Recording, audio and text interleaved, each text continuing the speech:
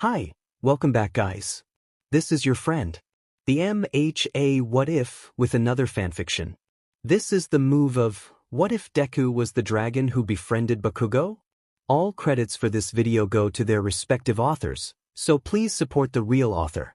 Check out the link in the description for more details. Please give this video a like and subscribe to the channel if you want more videos like this. Now let's get into the fanfic. Katsuki cursed to himself and covered his mouth as he threw his head back, trying to quiet his near-frantic breathing from having run so far and so hard. Tucked between a cliff face and a tree, he knew that the only way he wouldn't be found was if he could be quiet enough to not be heard over the natural sounds of the forest. The ash blonde froze as the sound of footsteps grew closer, his frantic heartbeat thumping in his ears. Where the hell is the stupid brat? One of the thugs who were chasing him asks the open air, and Katsuki has to bite his lip to try and fight back the sparks he can feel building in his blood with the spike of irritation he gets from being called a stupid brat. I don't know, he can hear the sneer in the other thug's voice. How the hell did you lose him? The brat is loud as anything. It's like he just effing disappeared. The first thug seemed frantic. He ran into the trees and was gone. It's like he was a ghost. Katsuki felt the sparks again, this time his irritation more about the stupidity of that statement than the fact that they were still insulting his ability to be quiet and hide himself. Of course he disappeared. It wasn't like he hadn't been living in forests like this for a month since he had ran away from home. Not that these two would know that. Of course the first time he decides to risk it and go into a small town he gets spotted and recognized. Why wouldn't he? It was just his FNG luck that they had been hanging up his missing flyers just as he walked into the only FING inn in the town. Katsuki minutely shook his head, biting his lip harder when he felt small, quiet pops going off on his palms as his frustration at himself and this whole demon situation grew. His anger was only growing and soon the pops would get loud enough that they would give him away. Not that he would have to worry about that if he hadn't FNG gone into the town. But it wasn't like he had had much of a choice. He was starting to run low on rations and that was the only town for miles. He hears shifting behind him as one of the thugs began walking in a circle around the clearing. "Why, what the hell are you up to?" The other thug asks confusedly, and Katsuki's heart leapt into his throat at the answer. "Do you hear that popping sound?" Katsuki looked down at his hands, his anger and irritation only mounting. He was going to be found out. He had to find a way to mute the noises coming from his palms, and fast. As the sound of footsteps grew closer, he made a split-second decision that he knew he would end up regretting later, but right now there was no time. Sking in a breath to brace himself, Katsuki wrapped his arms around himself and pressed his palms tightly against his ribs, wincing as he felt the pops against his skin. Despite the pain, it muffled the popping sounds, and the footsteps halted directly behind his tree. Katsuki held his breath as everything stilled for a moment, his palms stinging his sides. He realized then, as everything quieted, that he wasn't muffling the sounds enough. There was still a faint popping coming from his hidden hands. Katsuki pressed his palms closer to himself, tears coming to his eyes as the tiny explosions grew a bit bigger and the burning sensation where his hands were on his ribs worsened. The thug was close now. He could almost feel him on the other side of the tree, and Katsuki just knew he was going to end up caught, but that didn't mean he was going to give up without a fight. He'd be able to take the two easily. He was trained in combat since he was in diapers, and the only reason he had run from them before was because there were a lot more of them. These two were the only ones dumb enough to follow him as he ran off. Just as he had resolved himself to jump out from behind his tree and start swinging, an ear-splitting roar shook the trees and forest around them. Katsuki's eyes widened at the sound, his head jerking in the direction it came from. He was vaguely aware of the two thugs tripping over themselves to get away from the sound, not wanting to get tangled up with whatever made it. Katsuki was aware enough of himself to wait until their footsteps had faded from earshot before revealing himself and beginning to make his way towards the sound. Katsuki, unlike the two who had just run away, wasn't an idiot. He knew exactly what had made that sound, knew exactly why too. Before he had left, his mother had been brought one as a gift.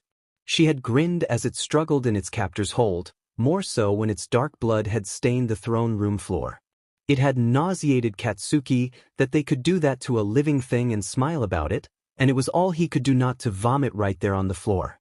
Not like he had really needed another reason to hate that room, but he couldn't walk into it afterwards and not feel sick as his eyes were drawn to the blood stain on the floor. The dragon blood stain. He brushed foliage out of his way, eyes scanning the green of the forest around him. If the dragon was a shade of green, he was totally effed. The daylight was alright getting softer, and soon it'd be way too dark for him to spot it if it were any color. A quarter of an hour passed and Katsuki started cursing, his palms crackling with frustration, until he spotted a flash of red somewhere in front of him. He immediately assumed upon spotting it that it was blood he was seeing, but as he drew closer he realized that it was much too bright to be blood, at least compared to the dragon blood he had already seen. When he pushed past the last bit of foliage blocking the dragon from his view, he found that he was right. It was not blood, but rather the dragon itself was a bright, crimson red. As he hesitantly stepped closer to it, one of the dragon's large eyes slid itself open to stare at him, the color of the eyes an odd thing that drew Katsuki even closer. The sclera, the part of the eye that, on humans, was usually white, was instead black, bringing out the red of the dragon's iris. Its pupils were slitted, cat-like, and growing and shrinking as it studied him carefully where he approached it. Katsuki took one more step, the dragon's eye following him, and a low rumbling broke through the small clearing. The dragon was growling at him, he realized with no little anxiety, swallowing as his mouth went suddenly dry as a desert. Feeling the dragon wouldn't let him get any closer without consequences, Katsuki ran his eyes down the length of it, looking for what it was that had made the thing make such a loud, pained sound earlier. He examined the large, overlapping scales running down the dragon's body to the end of its tail, the scales originating and growing from the tip of its nose. These scales were mostly what the hunters were after. They made for almost indestructible armor depending on the type of dragon. Katsuki was in awe of the sheer size of them. Some looked big enough to cover his chest completely. His eyes slipped down to the dragon's claws of their own will, another thing his people were after. A dragon's claws could cut through almost anything, and they were incredibly hard to break. This dragon's claws specifically seemed longer on its front legs than its hind legs, and they were a red so dark it could almost be black. Finally his eyes caught on to the source of the dragon's pain, a large harpoon that was caught in its left wing. The harpoon wasn't in the wing cleanly, it had been dragged back so that the wing had torn. Obviously the dragon had stupidly tried to fly even after. The harpoon had gotten him. Katsuki followed the rope attached to the harpoon to see that it had snapped as the dragon had flown off, probably at the same time its wing had torn. He shook his head. He'd probably be able to help, but first he'd have to examine the tear properly. Katsuki looked back up to the head of the dragon, both of his eyes meeting the one large one. It hadn't moved since he had walked up, though the rumbling growl hadn't stopped, and its eye half-lidded as if it were tired. Holding one hand out in front of himself, Katsuki crouched a bit and stepped lightly forward. The growl got louder and he couldn't stop the flash or irritation that caused his palm to crackle menacingly. The dragon's mouth lifted into a snarl, and he noticed that its teeth were the same color as its claws, and just as sharp. Katsuki started as suddenly its tail raised and the scales covering it shifted out, lengthening and sharpening themselves, seeming to grow thicker and harder. He let out a pained yelp as the dragon then reared back its tail and struck him in the stomach, knocking him a few feet backwards.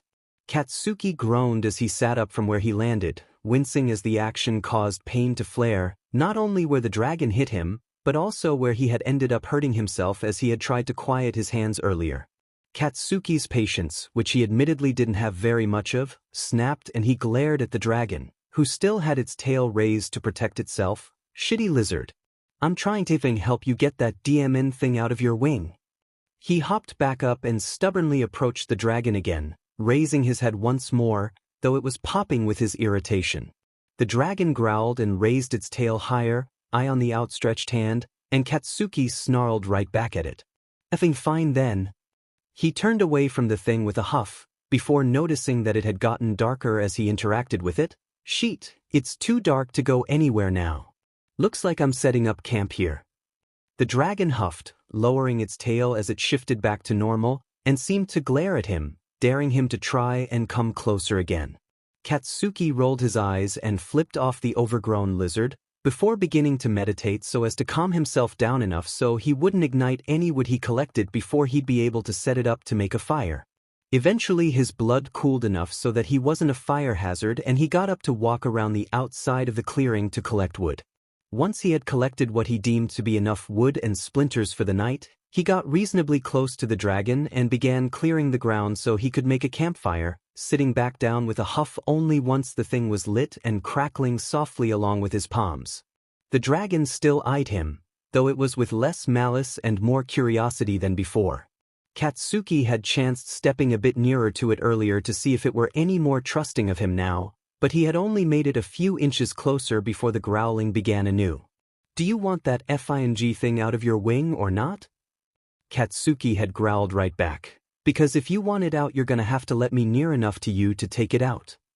His hands had started popping again as he spoke, and he had to drop the wood he had been holding with a curse. The dragon huffed what sounded suspiciously like a laugh, but still tensed up and growled when Katsuki had once again tried to approach. "Well, I can't get near you and you can't get the harpoon out, so it seems we've reached a FNG impasse then." He had shouted at the dragon, flexing his hands as they began to ache from the constant firecrackers going off against his palms, and beginning his meditation anew to try and calm himself down once again. Now he was sitting across the fire from the beast, staring and studying it as it studied him right back. The dragon was a lot smaller than the one his mother had been brought. When he had first seen the gift dragon, he remembered thinking that it looked almost hilariously similar to a pine cone. This dragon looked much the same, though it must be younger, though by how much Katsuki didn't know. It wasn't like he knew much about dragons, just the little from whatever books he had been able to hide away from his mother. From what he did know, it seemed to be a dragon whose magic was focused around rocks and mountains. Katsuki was guessing that meant that its scales were hard as a rock, considering the massive bruise that had been made across his stomach.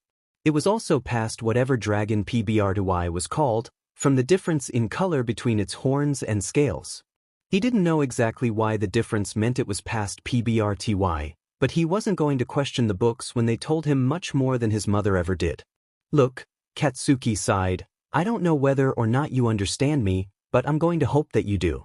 I'm not meaning to frighten you or threaten you or some shit with my hands, okay? I was cursed or some shit as a baby and now every time I feel even a little irritated my effing hands explode. I have no control over it, except for that I can do it on purpose because just thinking about it pisses me off. I want to FING help you. It's my shitty people's fault your kind is being hunted, so the least I can do is try and save as many of you shitty lizards as possible. I've seen what they plan on doing to you and I wouldn't wish that on my worst enemy, let alone an entire species that has done literally nothing to me. So let me get close enough to get that FING thing out of your FING wing and wrap it up in sheet, and you can leave or whatever you want after. FNG deal?" The dragon studied him for a while, and Katsuki got the feeling he was being sized up. He waited semi-patiently for the dragon to make up its mind, eyeing the harpoon that was still stuck in its wing. It hadn't bled too much from as far as he had seen, but infection was a possibility if he didn't get it out and bandage the wing soon. After taking almost forever to decide, the dragon tucked its tail under itself and its eyes slid partly closed. Katsuki assumed that was as much of a concession as he was going to get from a creature that couldn't speak, so he wasted no time in stalking forward and taking the wing in his, no longer sparking thankfully, hands. The dragon shuddered in pain as Katsuki worked at getting the harpoon out of its wing while causing no more damage to the wing, then dumping his water flask over it in the best attempt he could make to disinfect it with the resources he had available to him. He winced in sympathy, being as gentle as he could while still doing a decent job.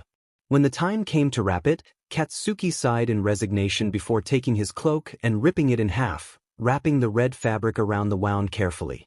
It was long on him, so he wasn't losing much, and the red of the fabric matched pretty well with the scales on the dragon.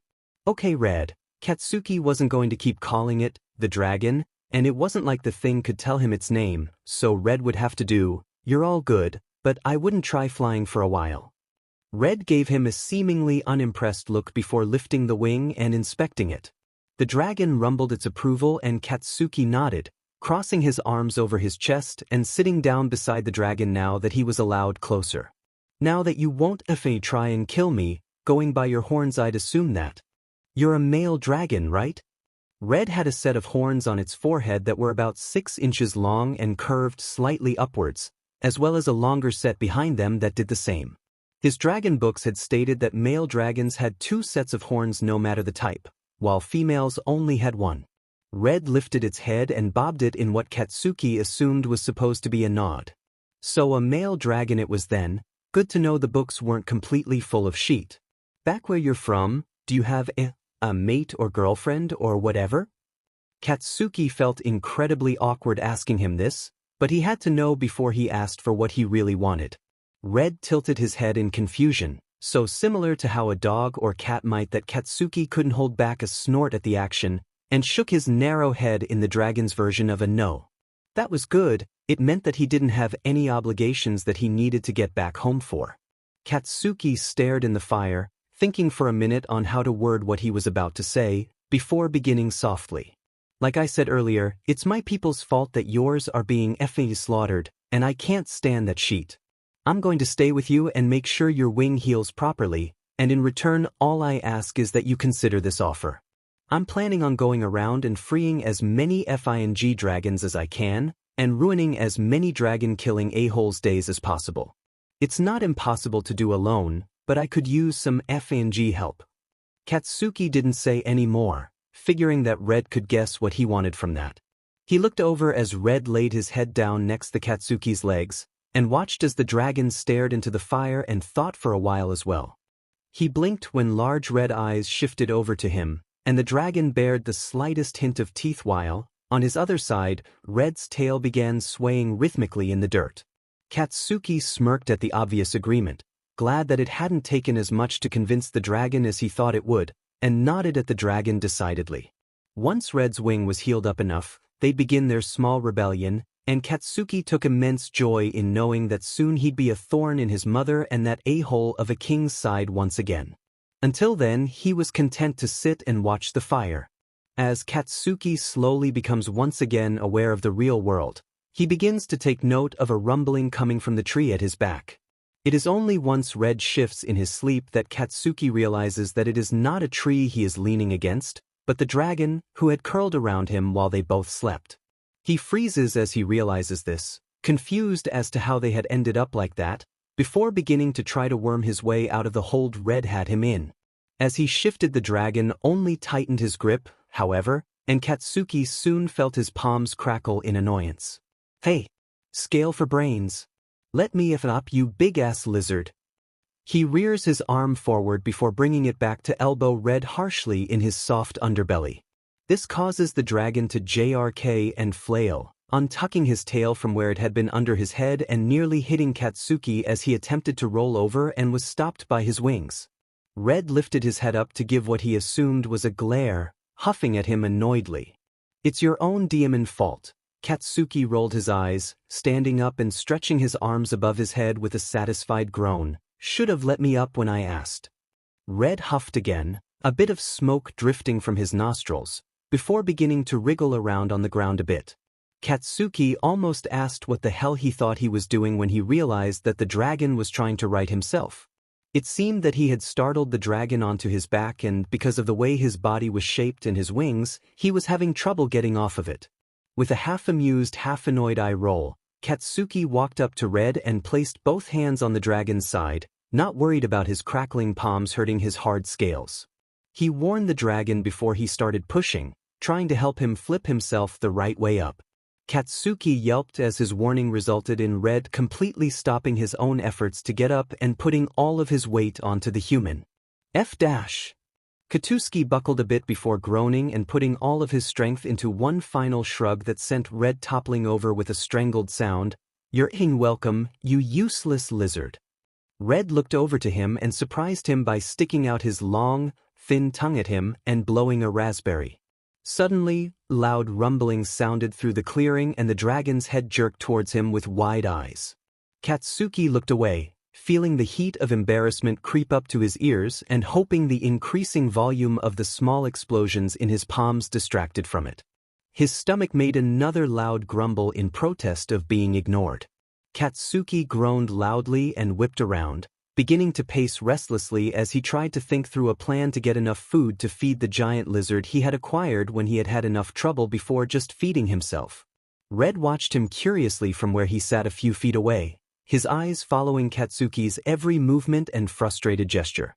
"We can't work for food, both of us are supposed to be trying to keep from getting FING caught. And as much as I effing loathe my mother, I'm not gonna sink so low as to do something as shitty as stealing from anyone."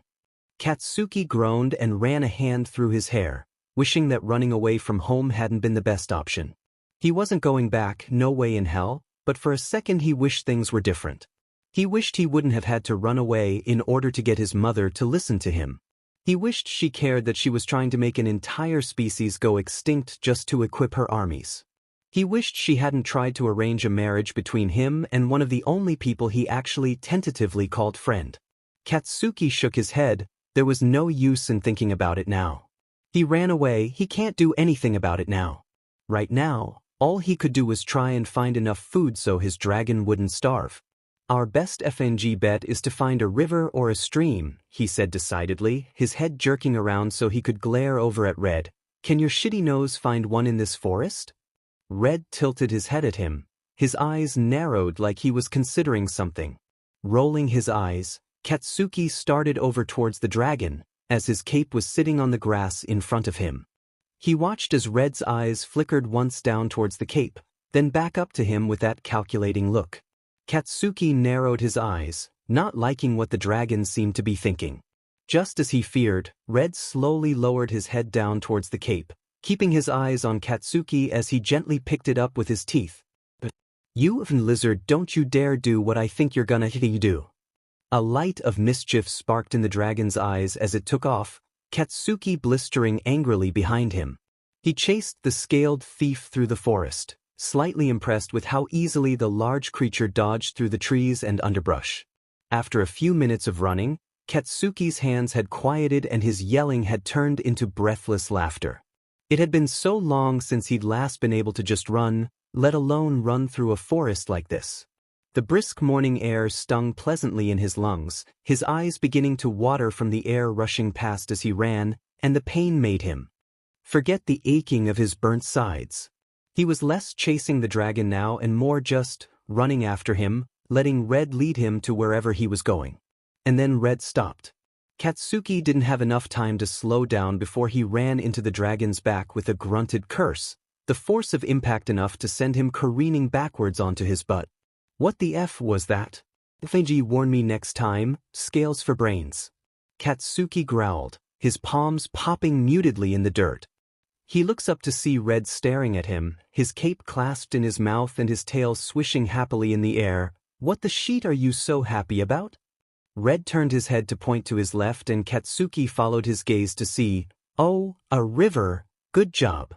Red preens at the praise, straightening up and puffing out his chest a little, and Katsuki rolls his eyes at the dragon's antics that he was somehow already getting used to.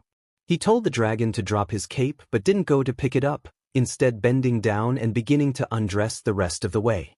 Red made a yelping noise when he saw, and ducked down to cover his face with his claws and tail to hide his eyes. Katsuki raised an eyebrow at the reaction. Who knew dragons were so prudish? Shrugging it off, he finished stripping off his jewelry and clothes until he was down to his underclothes and tossed it all over onto the cape, before beginning to wade into the chilling river water. Red lifted one giant paw hesitantly, letting out something suspiciously close to a sigh of relief when he saw that the human head went into the water. After watching Katsuki stand in the water for a good 5 minutes, Red let out a soft, lilting chirp, the pitch raising a bit at the end so as to make it sound almost questioning, curious. "I'm fishing, you shitty lizard, what the hell does it look like?" Katsuki waited for a second before plunging his hand into the flowing river and, gripping a fish by the tail, ripped it back out to hold it high. As Red's slitted eyes grew wide and his tail started swishing faster along the grass, Katsuki was silently thankful that he had taken the time to teach himself how to do that. There was a certain satisfaction in surprising and impressing a dragon, and Katsuki was determined to do it as much as possible. "I'm going to be in here a while. It takes a lot of fish to feed something as big as you are," he spoke as Red began moving towards the river, "so make yourself useful and go get some fire dash." Katsuki was cut off by Red doing much the same as he had, driving clawed front legs into the river, and he had to admit that he was pleasantly surprised when the dragon brought them back out to reveal no less than 6 fish impaled by the dark claws. Red looked up at him, as if asking if he had done well, and Katsuki raised an eyebrow at him before shaking his head and wading back up to the riverbank. Moving his clothes to the side, Katsuki laid his fish onto his cape and gestured for Red to do the same. He wasn't worried about his clothes smelling like fish since he was planning to wash them in the river anyway. "Fish as much as you even like then, Red. I'll get the firewood and build the fire." Katsuki stretched his arms over his head, yelping in surprise when he felt a cold nose nudge his side. "Hey! Watch where you're sticking that diamond thing." He looked down to see Red staring at his bare ribs, at the hand-shaped burns that covered them. The dragon's eyes flicked upwards to meet his, silently asking what had happened, and Katsuki essayed his teeth and looked away. "It's effing nothing, don't worry about it." He backed away from the dragon and began walking away, but was stopped by Red bumping into him hard enough to knock the blonde over. "What the F was that for, you shitty dash?" He cut himself off with a yelp and a shudder as Red rolled him over onto his back in the dirt and started licking the burns on his ribs. Katsuki spluttered, cursed, his cheeks heating in embarrassment as he tried to bat the dragon away from him, but Red wouldn't budge, licking away at his sides dutifully. Once the dragon had slobbered all over his wounds, he sat back and stared at Katsuki expectantly. Now that the odd feeling of the dragon's slimy tongue was gone, the blonde realized with a start that his skin wasn't aching like it was before, and he looked down at himself to see the burns had lost much of their angry red color. "Feeling spitta?" He made a mental note about that as he sat up with a grimace, the feeling of being covered in saliva still an odd one. "If you're going to fuss over my dumbass wounds, the least I can do is look over yours." He jerked his head at the dragon. "Now come over here and show me that F-ed up wing." Red did as he was told, turning around and extending his wing that was wrapped in the torn piece of Katsuki's cloak. Reaching out, he untied and removed the cloak, intending to check and see how well the tear was healing, only for his eyes to widen in shock at what he found. Instead of a large and slightly infected tear in the wing, Katsuki found the wound was mostly healed, dark red scar tissue connecting the wing where it had torn. "What the hell?" Katsuki muttered to himself, reaching out to brush the scars lightly and causing Red to jerk the wing away with a start at the sensation. The dragon lifted his wing to inspect it himself and seemed satisfied with what he found, his tail swaying in the dirt as he began to gently lick it the same way he had Katsuki's burns. So not only did he seem to have some medicinal properties in his saliva, but the BSTRD healed super fast as well. Well, now the torn cape seemed slightly redundant. Katsuki looked at the fabric in his hands and then back up at Red, contemplating what to do with it now. After a minute or so of thinking, Katsuki nodded to himself and stood up, walking closer to the dragon. He lifted his head curiously as the blonde approached, and Katsuki took that opportunity to put the torn fabric around its neck, tying it like one might a bandana, then twisting it around so the knot was at the back. Red looked down at his new accessory and chirped happily, then shocked Katsuki by folding his wings close to himself and tucking them in underneath his scales. Well, he supposed that answered his unasked question of how the hell Red managed to protect them when he wasn't flying. Katsuki stepped back and admired the look of the red cape around Red's neck, nodding once before speaking. "Now get back in the Diamond River and catch us more fish, I'll get the fire started." Before we can do anything about any dragon hunters, Katsuki ripped a piece of fish off the spit and popped it in his mouth. "We're going to need some supplies." By the time Katsuki had collected all the wood for the fire pit, Red had caught enough fish that they were definitely not going to go to bed wanting. He took the sharpest sticks he had found and decided to smoke the fish, impaling them swiftly and setting them up so they were leaning over the pike but close enough to the flame that they'd cook quickly. Now he was rambling as he ate the fish, trying to get his thoughts together between chunks of meat. He was planning their next move, where they should go from there, and taking immense satisfaction in the knowledge that his mother would have a fit if she could see him at this moment. And not only because of the sheet table manners or the dragon sitting across from him. As good as your weird but magic spit seems to be doing for soothing my dumbass self-inflicted burns, I don't heal as fast as you do, so I'm going to need some actual bandages if we're going to be riding into battle. Katsuki swallowed and bit off another chunk of fish. We also need some winter clothes and blankets. Some of those fuckers are camping pretty far up north and I'm not freezing my butt off for this. Red let out a huff that sounded suspiciously like a snort from where he was almost napping, and Katsuki glared at him, opening his mouth to snarl out a response before snapping it closed again.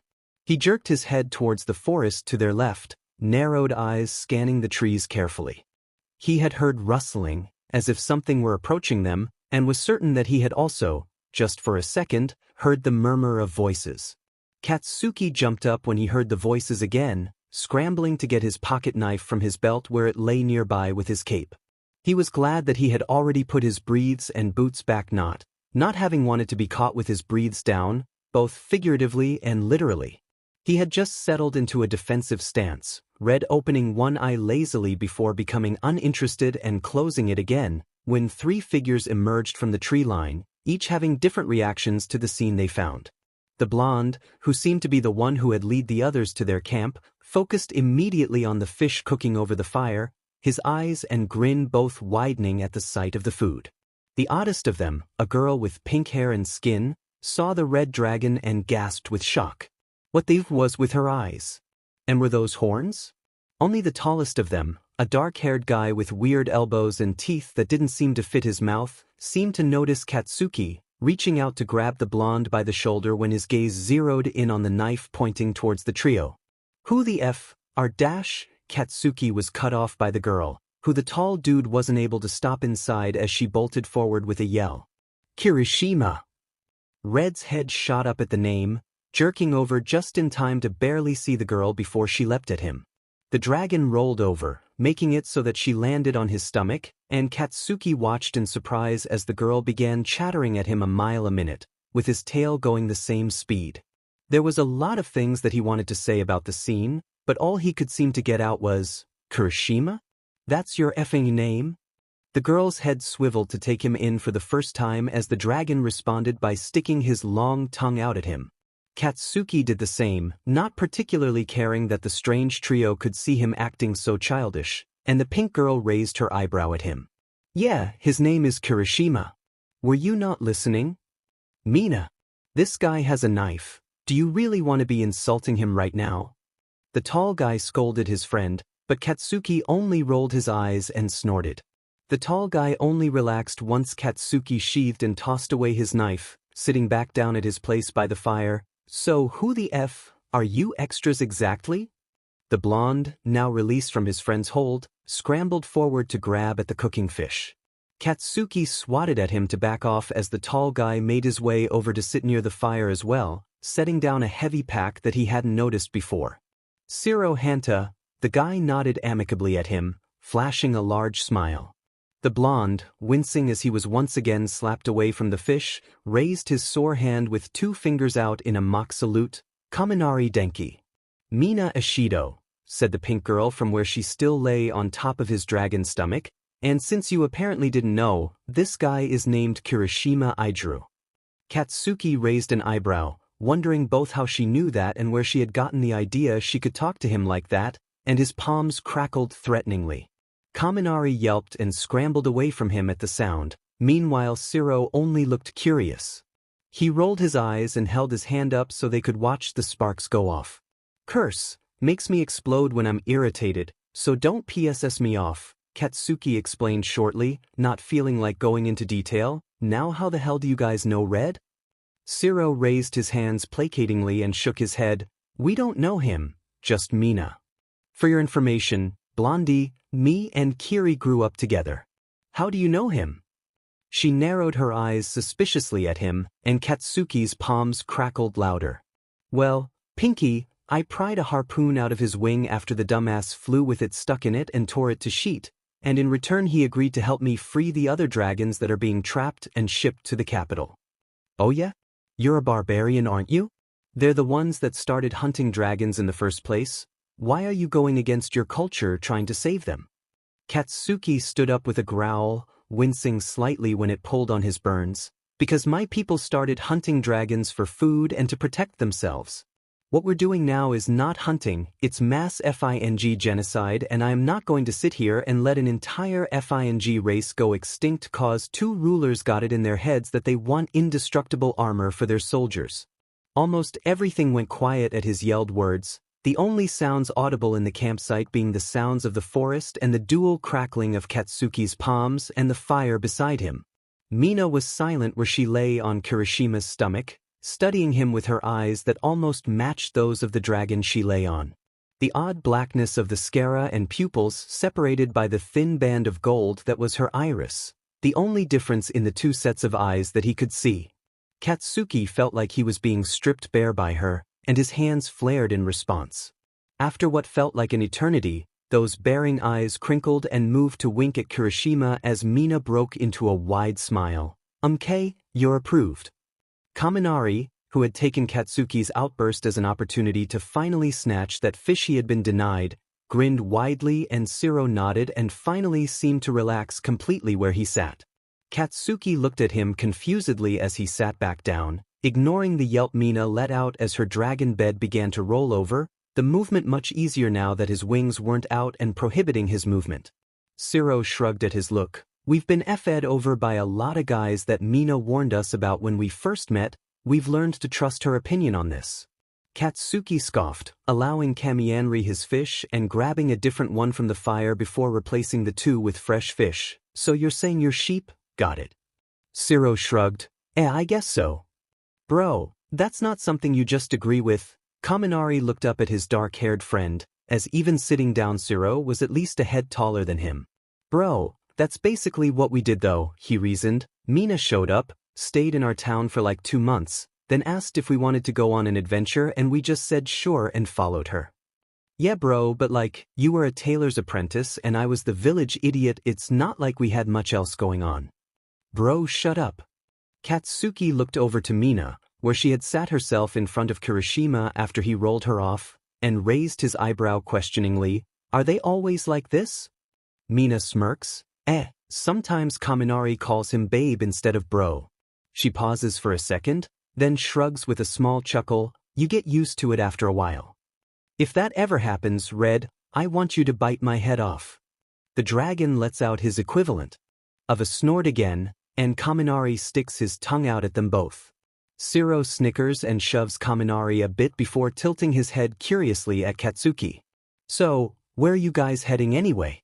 I mean, you're not planning on just going for it right away, are you? Katsuki scoffed at the question. Obviously effing not, we're heading to one of the nearest towns to get supplies first. Not the nearest one though, cause that town is full of fuckers who would recognize me and cause sheet. But yeah, we need bandages and bedrolls and sheet. Shiro nodded, pulling his large pack towards himself and beginning to rifle through it. Well, I don't have a bedroll for you, but I can give you some bandages for the burns. Katsuki accepted them with little complaint, focusing very hard on not igniting his palms and destroying the bandages. He had Kirishima lick them before he wrapped himself up, much to the confusion of Shiro and Kaminari.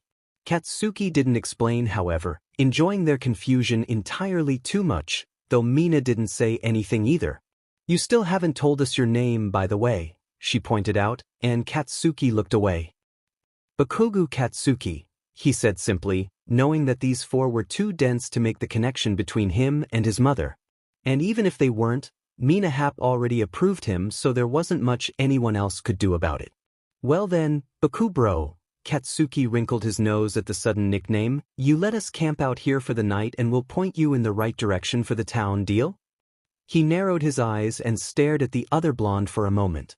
He didn't want to, he didn't exactly trust these three idiots yet, but it wasn't like he had anything they could steal. Katsuki was loath to accept help, but he could admit that he didn't know where the hell he was and how he could get to Yui from here, let alone a town he had never been to before.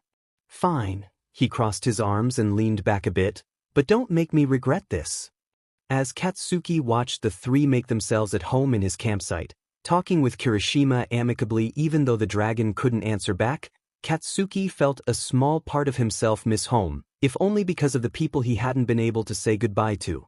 Katsuki wakes up much the same way he did the previous morning, snug against the Kirishima's underbelly as the dragon is curled into a tight ball around him, the only difference being that he doesn't rise gently into wakefulness, but is jerked into life by the shrieking of two voices.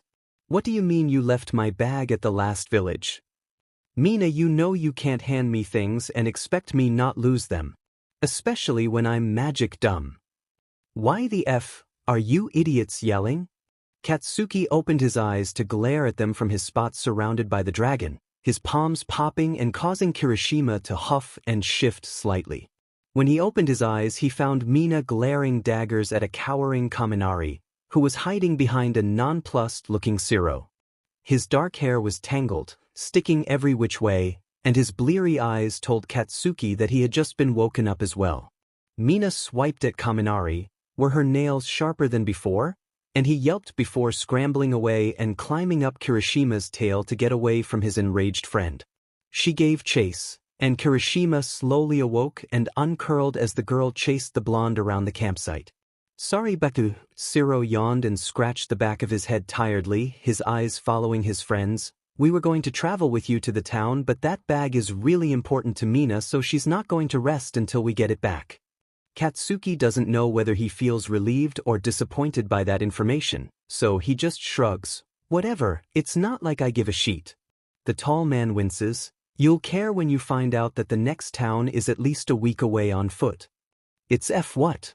Katsuki's palms began popping as he let that information sink in for a moment. "Why didn't you tell me that before?"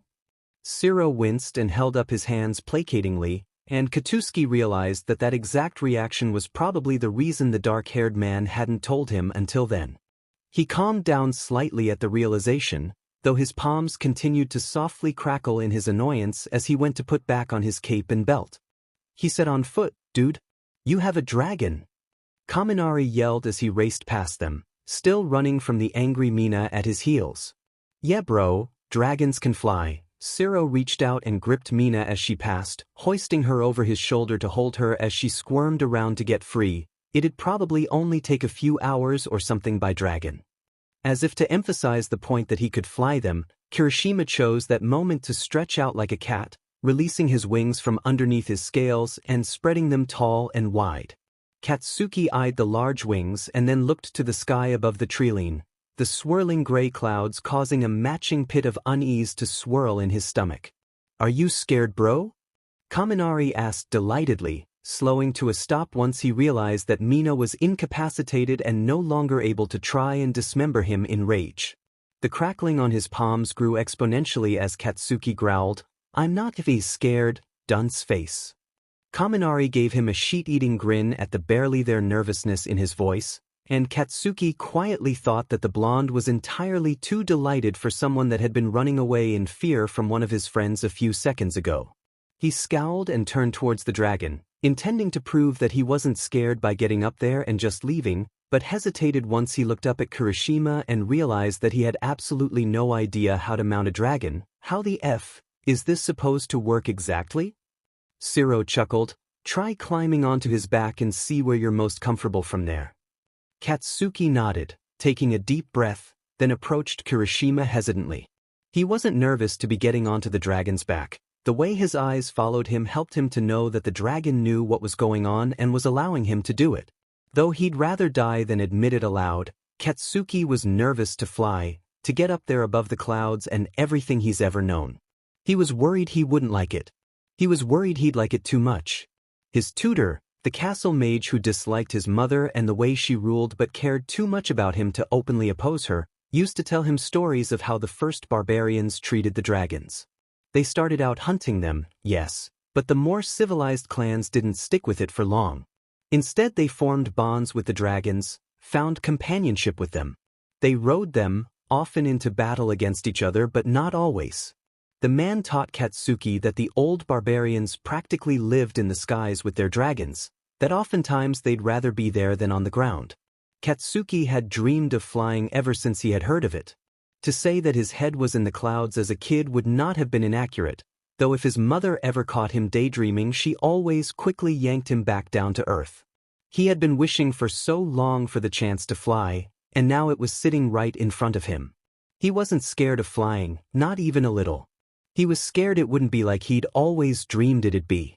Katsuki shook his head to clear it and gripped Kirishima's wing to hoist himself up and onto the dragon's back. He was grateful when no one chose to comment on the fact that he spaced out for a second.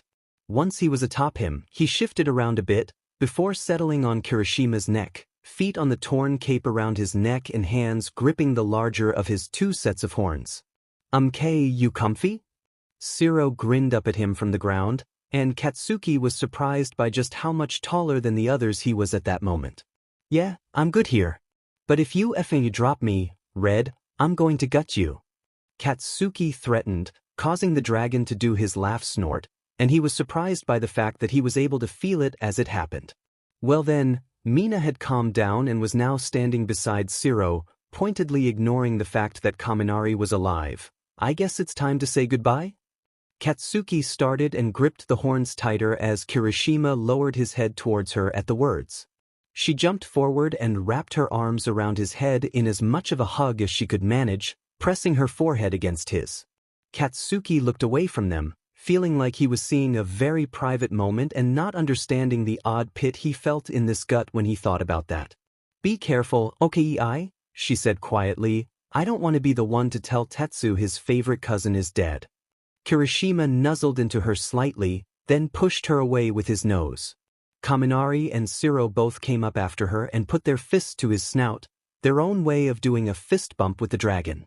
They all only nodded at Katsuki, knowing even after only spending one night with him, that the blonde preferred that to physical touch. "Take care of him, okay?" Shiro asked with a grin, and Katsuki scoffed at the implication that he would do anything but. The tall man laughed and winked up at the blonde. "I was talking to Kirishima." Katsuki growled lowly and flipped him off, causing him to laugh even harder, and Kirishima snorted again under him. The barbarian slapped his hand to the top of the dragon's head annoyedly, huffing at the fact that they were laughing at him. "Come on, lizard breath, I want to get there by nightfall." Kirishima bobs his head in that dragon nod of his and Katsuki yelps at the motion. "Don't do that while I'm up here, you f***. The three idiots on the ground below him burst out laughing and Katsuki glared down at them, feeling his palms crackle against the hard, dark bone of Kirishima's horns. He closed his eyes, taking a few deep breaths and trying to calm himself so as to not hurt the dragon. He didn't want to accidentally hurt him while they were flying and make the dumbass drop him. Kirishima rumbled under him, his own way of apologizing, and Katsuki sighed and tried to relax himself as he said, "Okay, I'm ready." The red dragon below him got ready, tensing in anticipation and raising his wings high into the air. Shiro grinned up at Katsuki, waving one last time and calling, "Try to hold on. It's pretty bumpy up until you're up in the air." "How the f do you know that sheet?" The blonde yelped, clinging tighter to the horns as Kirishima began bounding towards the river at full speed, wings still aloft in the air. They had began at the side of the clearing farthest from the river, and the clearing wasn't by any means small, but still it was barely seconds until they were coming right up to it. Katsuki ducked his head, pressing his forehead against the oddly smooth scales on the back of Kirishima's neck, his heart stuttering with every large footstep.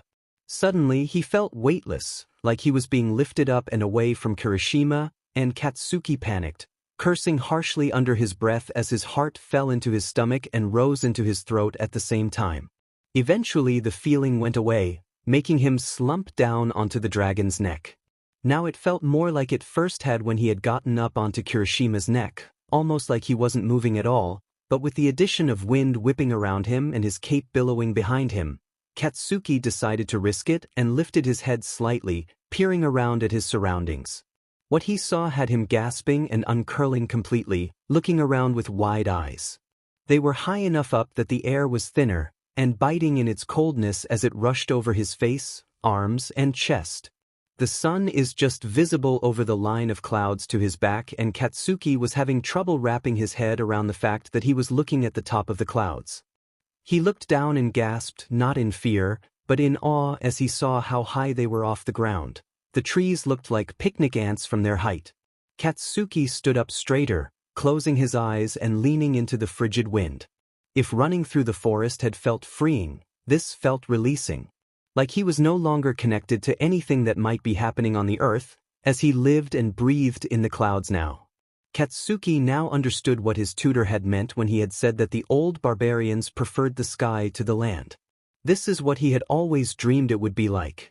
This is what he had hoped for from the moment flying was brought up. He was so relieved, so overjoyed, at the feeling coursing through his veins, that he let out a loud yell, laughing when Kirishima eagerly followed it up with a roar of his own. His grin was starting to hurt, and he was sure his throat would be suffering once they landed, but for Bao he didn't care. He was flying. Katsuki sighed in contentment as they drifted through the clouds, one hand letting go of a horn to raise it into the sky and feel the wind blowing against his palm. He had no idea how long they had been flying for, hadn't even thought to try and keep track of the time as it slipped away. It had been a long time since Katsuki had felt this at ease, this happy with his life and the reality he lived in. Ever since he was cursed as a child, he had felt this big ball of unease and anger inside of himself, festering away and showing its face through the explosions that sprung through his palms when he felt even the slightest annoyance. It wasn't even his fault that he was cursed, it was his mother's. He didn't remember much about that day, a testament just how young he was at the time, but he remembered sitting quietly beside his mother as she berated a sorceress for something. There was a lot of yelling and angry gesturing, and Katsuki remembered wishing that he was back with his friends in the garden. It was much quieter and much more fun in the garden. Katsuki barely remembered watching the argument progress, getting louder and more intense with every passing minute, and Katsuki may not remember what started the argument, but he could recount with crystal clarity what happened next. The sorceress had been breathing, practically foaming at the mouth, but then she had suddenly quieted, calmed, straightening up. She had gotten this look in her eye, contempt and amusement, and little Katsuki had shivered in his seat when that cold gaze had settled on him. "You have quite the explosive temper, Your Majesty. I wonder how you would react if you had that same temper directed at you," with a fun little surprise added. She had held out her hand towards him, and time seemed to slow for a moment. Katsuki remembers thinking what a nice hand it was, smooth and not too many rings to weigh it down, and then a blinding pain seared through him and he couldn't think at all. Katsuki had woken up a week later with a festering pit in his stomach.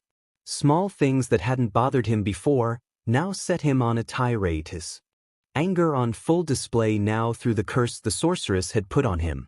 He closed his eyes and shook his head, focusing on the feeling of the wind seeping through the cracks in his fingers, almost like a hand of air holding his.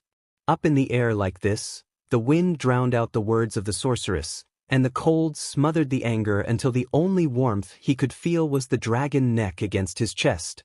Katsuki opened his eyes slowly, his eyes sliding from the sky around him to the ground below, scanning for their destination. He blinked in surprise when he spotted it easily, a decreasing distance ahead of them.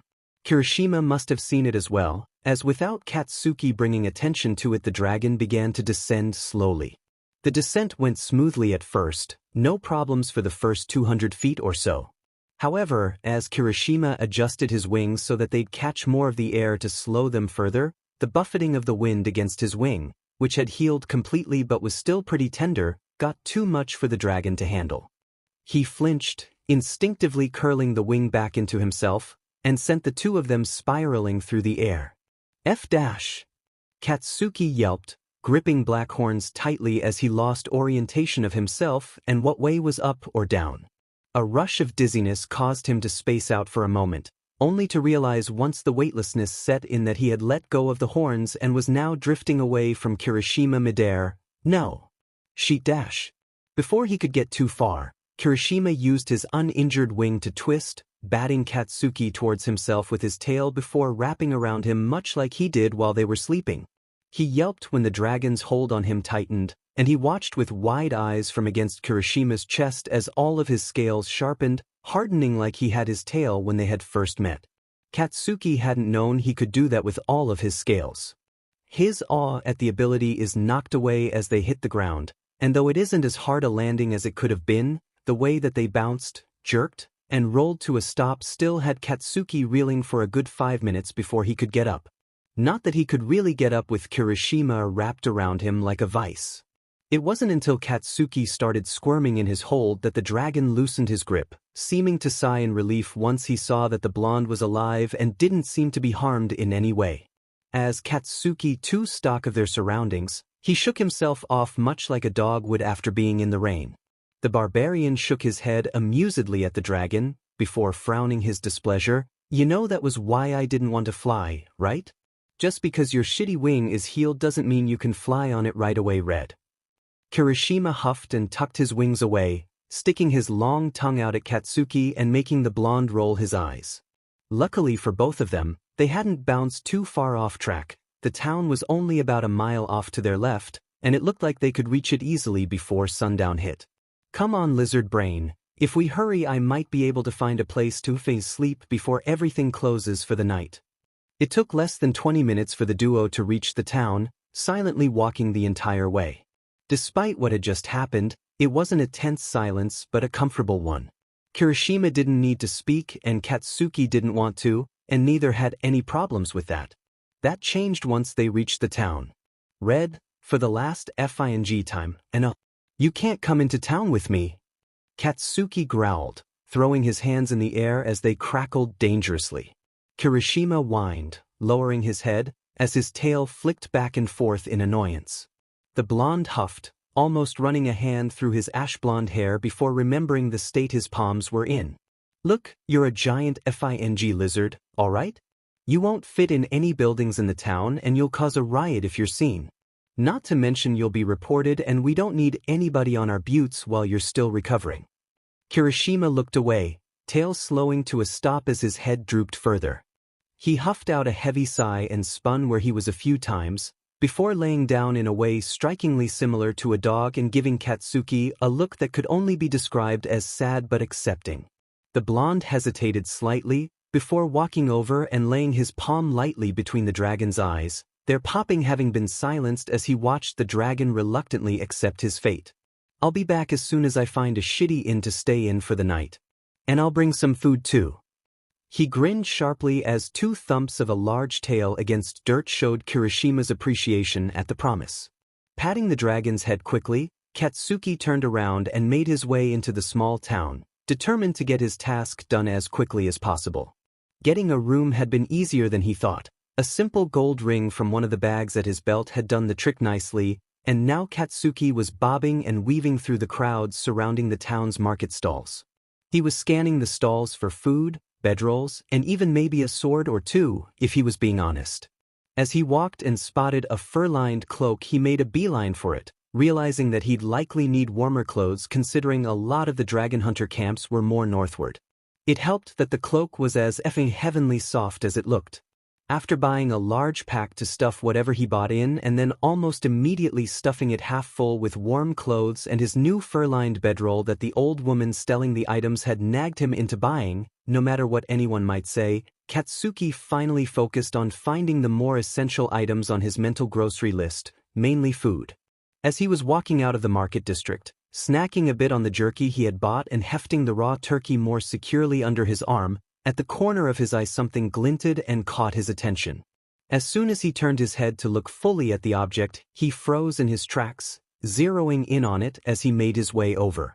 It was a hunting knife, about the size of his forearm with a black leather grip. The blade wasn't particularly special, it was actually much more plain than the weapons of even the lowest class soldier from Clan Katsu, with just a small engraving of a dragon near where the blade met the guard. He looked up at the woman selling it, who was dressed shockingly sparsely and was looking at him almost too knowingly. "How much?" he asked quietly, wanting to get to the point and get back to the dragon waiting, no doubt impatiently, just beyond the edge of the town for him. Katsuki reached his hand out to run a finger lightly over the small carved dragon, and the woman looked from his face to his hand a few times before making an odd hum. She reached down and gently took his hand in hers and brought it up in between them. "How about one of these?" She tapped 2 of his rings on the hand she was holding, and he in a quick breath. The first ring was one with his clan crest, incredibly valuable, one given to him by his mother when he came of age. The second was a thin silver band, one easily found in any jewelry store, given to him by his tutor after his first lesson to seal the promise not to tell his mom he was teaching him about dragons. Katsuki looked into the woman's blue-gray eyes as he slipped the clan ring off of his finger and placed it in her palm easily. He had run away from his clan, from his mother, and he wasn't planning on going back, so there was no need for the clunky thing anyway. She grinned like the cat who had caught the canary and stuffed the ring between her beers, making Katsuki wrinkle his nose in distaste. Slipping the hunting knife into a simple leather sheath, she handed it to him with a nod. "Good choice, princeling." His head jerked up in surprise as he gripped the knife, but her grin didn't change as he studied her, and he got the feeling he had passed some sort of test. He nodded and took the knife from her, and she only winked at him before they both turned away, her to attend to her stall and him to begin making his way back to Kirishima to give him his dinner. As he walked, he gripped his new knife tightly to his chest, trying not to think about what the woman was going to do with his ring and the knowledge that he was here. Katsuki groaned as he half-collapsed onto the ground, watching the 8 winged figures disappear into the horizon. He clenched his teeth, palms crackling as he eyed the smallest figures in the group, the children. Gods, it was making Katsuki sick to his stomach just thinking about it. Children. Those BSRDS have started kidnapping children in order to get the blood and scales they want, not caring about the fact that they're children. Katsuki growled to himself, clenching his fist then wincing as the small explosions on his palms singed his fingers. Kirishima looks over to him from where he was furiously ripping apart the hunter's camp, his tail flicking once.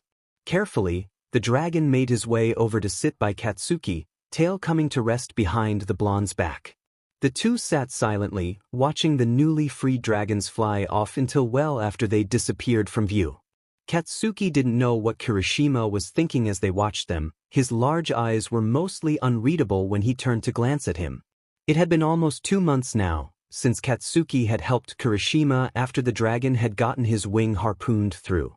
They had raided no less than 5 hunters' camps, breaking any hunting tools or weapons they found and killing only when necessary. From these raids they had managed to rescue at least 35 dragons, and Katsuki had never felt as good as he did when he saw the relief and gratitude those dragons showed with their eyes before flying off. Katsuki was glad that he had found Kirishima. He knew that he wouldn't have gotten this far without the dragon's help, though he never exactly told him that. He wasn't the best with words of affirmation, he knew that very well, and while it never seemed to bother the dragon, it was times like this when they were watching others of his kind fly away, that he was reminded of how he treated the dragon that he had somehow come to think of as his friend. Katsuki wondered, if he told Kirishima that his debt was repaid and he didn't have to help him anymore, if the red dragon would fly off to go back to others like him. If he would leave him and go home. The blonde shook his head, deciding he wouldn't think about that, Kirishima flying off, until it actually happened. Instead he got up, stretching his battle-sore body with a groan and a nod towards the ruined camp. "Hey Red, let's go see if you managed to not destroy something we could use." Kirishima huffed at him but got up to help Katsuki sift through the rubble and remains of the camp anyway. It was a rewarding effort, as they came out of it some food, 550G, and a chew toy richer for it, though Katsuki couldn't help but snort when he spotted what the dragon had in his mouth. In his large jaw, Kirishima clutched a large log that was most likely the old support post for one of the hunters' tents. His long tail whipped back and forth to show his excitement and happiness, and Katsuki rolled his eyes as he held a palm out to set the rest of the pitiful camp ablaze. The duo flew away before anyone came to see where all the smoke was coming from, the camp being close enough to a village to make them cautious. They only flew about 30 minutes, putting them a day's walking distance to the village, before touching down to make camp. They hadn't had a landing mishap like their first attempt in a long while, though every now and again Kirishima would go into a dive just a bit too steep for Katsuki's liking. As the blonde worked on getting some firewood, hacking away at small trees with his hunting knife, he started when he heard a yelp of pain behind him. Brandishing his knife as he whipped around, Katsuki was confused to find Kirishima shaking his head and pawing at his nose irritatedly. The blonde watched as he attempted to bite down on the log once more, only to let out another pained noise and back away from the log quickly. "What the hell is your problem, you shitty lizard?" Katsuki walked over to the whimpering dragon, setting his hand lightly on his snout before jerking it back when it caused him to let out another loud whine. Okay, open your dim mouth, I think you have a bad tooth.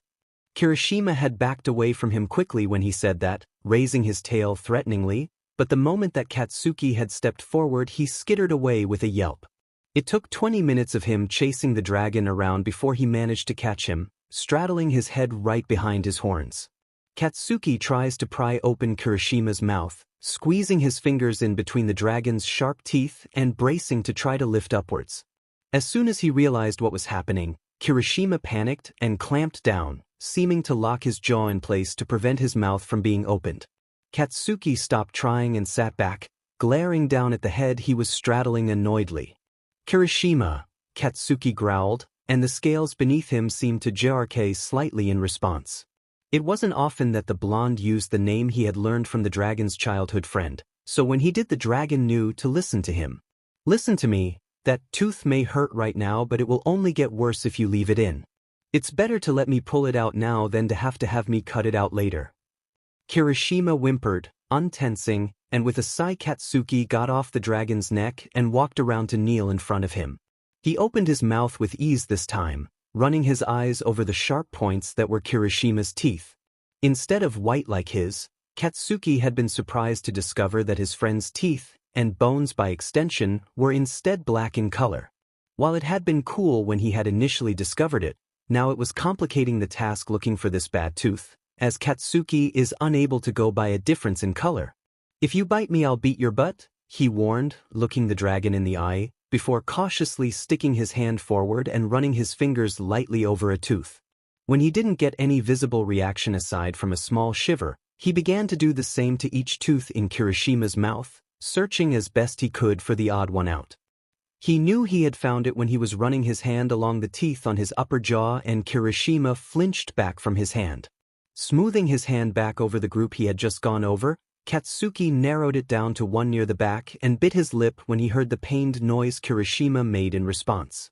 I'm going to pull it out now, Katsuki said, and Kirishima started to tense and pull away but was quickly stopped by a glare from the blonde in front of him.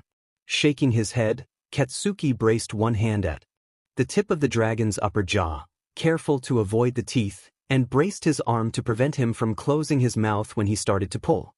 He raised his fist to close loosely over the tooth and looked down to lock his eyes with one of Kirishima's large ones. Brace yourself. He barely had time to tense before Katsuki was grabbing the tooth and roughly jerking it out. Kirishima roared in pain, jerking his head back, making Katsuki fall backwards with a yelp and rearing back to shake it roughly. He snorted as he watched the dragon flail, causing Kirishima to glare down at him, before he blinked in surprise at the sudden lack of pain in his mouth. With a triumphant smirk, Katsuki held up a hand to reveal a sharp black tooth, about the size of his hand. Kirishima stared at it, running his tongue over the empty spot in his mouth to make sure that it was gone. As he was still frozen, Katsuki looked down at the tooth in his hand, wondering what exactly he was going to do with it now. He couldn't toss it, hunters could find it and use it to track him. He couldn't blow it up either. Their many flights where Kirishima had gotten just a bit too cocky in the air had proven that his bones were stronger than his explosions. He tossed the tooth in the air, catching it deftly once it reached shoulder height again and looked over to Kirishima. Make camp. The command was simple and effective, knocking him out of whatever spell he had put himself under, and the dragon nodded once before taking off to follow it. As Kirishima ran around, snapping any low-hanging branches off the tree with his powerful jaws, Katsuki got out his thinnest knife and put it to the tooth carefully. He sat, Kirishima beginning to remove all the grass from a small circle about a foot away from where he sat on the dragon's discarded chew toy, and began drilling a hole near the base of the tooth. It took a long while. Kirishima was long done with the camp and sitting idly by the crackling fire, but by the time Katsuki was finished there was a neat hole all the way through the black tooth. Smirking with victory, Katsuki quickly began digging through his pack, causing Kirishima to raise his head and watch the blonde curiously. Eventually he pulled a thin leather cord out of the pack and shoved it away, taking the tooth back in hand from where he had set it beside his leg to be able to look in the bag with both hands. Carefully, Katsuki threaded the cord through the hole in the tooth, sighing in relief when it fit, and tied the ends of the cord together behind his neck, resolving to get clasps and maybe some beads at their next supply stop. Katsuki showed off his new necklace to the curious dragon with a satisfied sneer. "Pretty effing badass, huh?" Kirishima seemed to freeze when he saw the necklace, staring at it with widened eyes. They flickered up to Katsuki's face every once in a while, as if not believing what he was currently seeing. Once the image had set in, though, and Kirishima registered that yes, Katsuki had in fact made a necklace out of his tooth, his tail began whipping back and forth in happiness. Mouth falling open and tongue hanging out, he wiggled oddly before bounding forward and tackling Katsuki to the grass. "Get off me, you overgrown lizard!" Katsuki slammed exploding palms against Kirishima's horns, trying to pry him off. "It's just a FING necklace, what the hell?" Kirishima wriggled against him again, but did get off of the blonde after about a minute. He glared at him once he had, flipping him off before beginning to dig through his pack once more, trying to hide how hot his face seems to have gotten. Pulling out the meat he had stolen from the hunter camp, Katsuki tossed a large chunk of it to Kirishima before beginning to prepare his own portion. The red dragon caught the chunk easily, though the blonde didn't know why he always gave the dragon a portion of his meal, as Kirishima always hunted to fill his belly after Katsuki fell asleep for the night. When he caught the meat, however, Kirishima let out a small yelp and dropped it to the floor, shaking his head. Katsuki looked up, surprised, then noticed how the dragon tongued over where the missing tooth was and understood. "It's still sore." The blonde looked from his food, already mostly cut up, to the chunk of meat on the floor before nodding to himself, making a decision. He stood, grabbing the meat and piling it onto his portion, cutting it up so that it matched the size, and then cutting it more so that it was even smaller. He then took the now smaller chunks of meat and set them down beside Kirishima, leaving them there for the dragon as he returned to his seat on the post-turned bench and dug out the jerky from his pack to eat as his dinner. Kirishima froze again for the third time, and Katsuki was figuring that whenever he did that he had done something to surprise his friend. A pleasant surprise if that the thump of his tail against the ground as he ate the meat was any indication. Katsuki gave a soft grin as he watched Kirishima eat. "That should be able to hold you over until your gums stop being so tender, and if it doesn't then I'll just hunt for us for a bit." Kirishima froze again. Katsuki wasn't sure yet if he was amused or annoyed by the action, and he didn't even blink before the dragon was bounding towards him for the second time that day. It seemed that he had learned from last time, however, so instead of tackling him he simply curled himself tightly around the blonde, laying his head on Katsuki's crossed legs with his tail resting a little in front of his feet. Now it was Katsuki's turn to freeze, confused by how eating the food had gotten them to this point.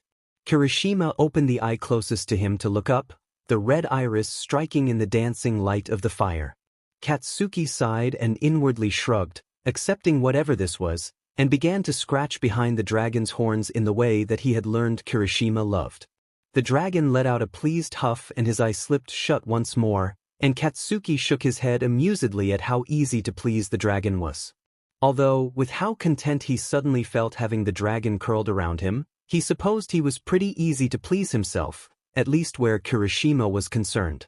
As Katsuki leaned back against the dragon, eyes going half-lidded as his natural warmth seeped into his bones, he couldn't bring himself to think of that as a bad thing. Katsuki felt himself slowly drifting off to sleep as he lay there, a low rumbling beginning underneath him. "Are you a purring? Weird-ass dragon." The dragon huffed amusedly as the rumble continued and lulled Katsuki gently to sleep. Katsuki nodded to the innkeep as he left the building, adjusting the strap of his recently filled pack. So far that week's supply run had been pretty successful. He had been able to get his hunting knife as well as his other knives sharpened, and had gotten enough jerky to last himself a good 2 weeks. He walked down the main street watching everyone who passed by him carefully for signs of recognition. He was far enough from Clan Katsu that he wouldn't be recognized easily, but after the incident with the woman who sold him his hunting knife he could never be too sure. He couldn't take any chances, especially with Kirishima waiting for him to return. When his mind caught on the dragon, Katsuki's hand came up to his necklace, fingers playing with the largest black tooth. He had had a clasp added to the leather cord for easy removal, as well as a few amber beads added on. each side of the tooth as they had caught his eye while he was waiting. He wondered if Kirishima would like the beads as much as he had liked it when Katsuki made the necklace itself, or if it would somehow insult the dragon or something. Katsuki stopped and shook his head to clear it, inwardly scoffing at himself at that line of thinking. He didn't care whether or not the dragon would like his additions to the necklace. It wasn't like he was the one wearing it, though it was the dragon's tooth that he had made it out of. Speaking of teeth, he had lost 2 more in the week following the first incident, both at least an inch smaller than the original. Katsuki had added those to the necklace. They now sat framing the amber beads on either side so that the sequence was tooth, beads, big tooth, beads, tooth, and simply proceeded to make Kirishima's meals for as long as he needed him to do so. Since he began doing that, the dragon had seemed to get more cuddly, wrapping even tighter around him while they slept and taking to rubbing against him every so often, to the point where Katsuki now smelled very similar to a walking campfire. Aside from that, Kirishima had begun to start headbutting him lightly as they traveled or made camp. Short but strong nudges that had Katsuki stumbling before whipping around to snap at the dragon, only to find he had danced away while the blonde was tripping over his own feet. After the 3rd or 4th time, Katsuki realized that Kirishima was playing with him, and he began whirling away whenever the dragon would attempt it and headbutting him in return whenever he least expected it. The first time he had done it, Kirishima had frozen for a split second like he had done so many times on that day, before he had woofed happily and nearly bowled Katsuki over. Katsuki chuckled to himself remembering the incident and shook his head. He had no reason to worry. The dragon would absolutely adore what he had done to the necklace. As he exited the town and entered the trees just beyond its borders, he looked around for the tree with the deep gash that would signal he was nearing their meeting spot. In the 2 months that the blonde and the dragon had worked out a system for their bi-weekly supply runs, the two would part ways in a wooded area near the town, Kirishima slashing a nearby tree to mark the spot so that they could meet there again the next day.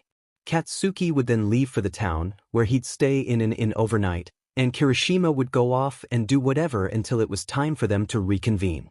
Katsuki had no idea what he did between them leaving each other and coming back, but it didn't bother him.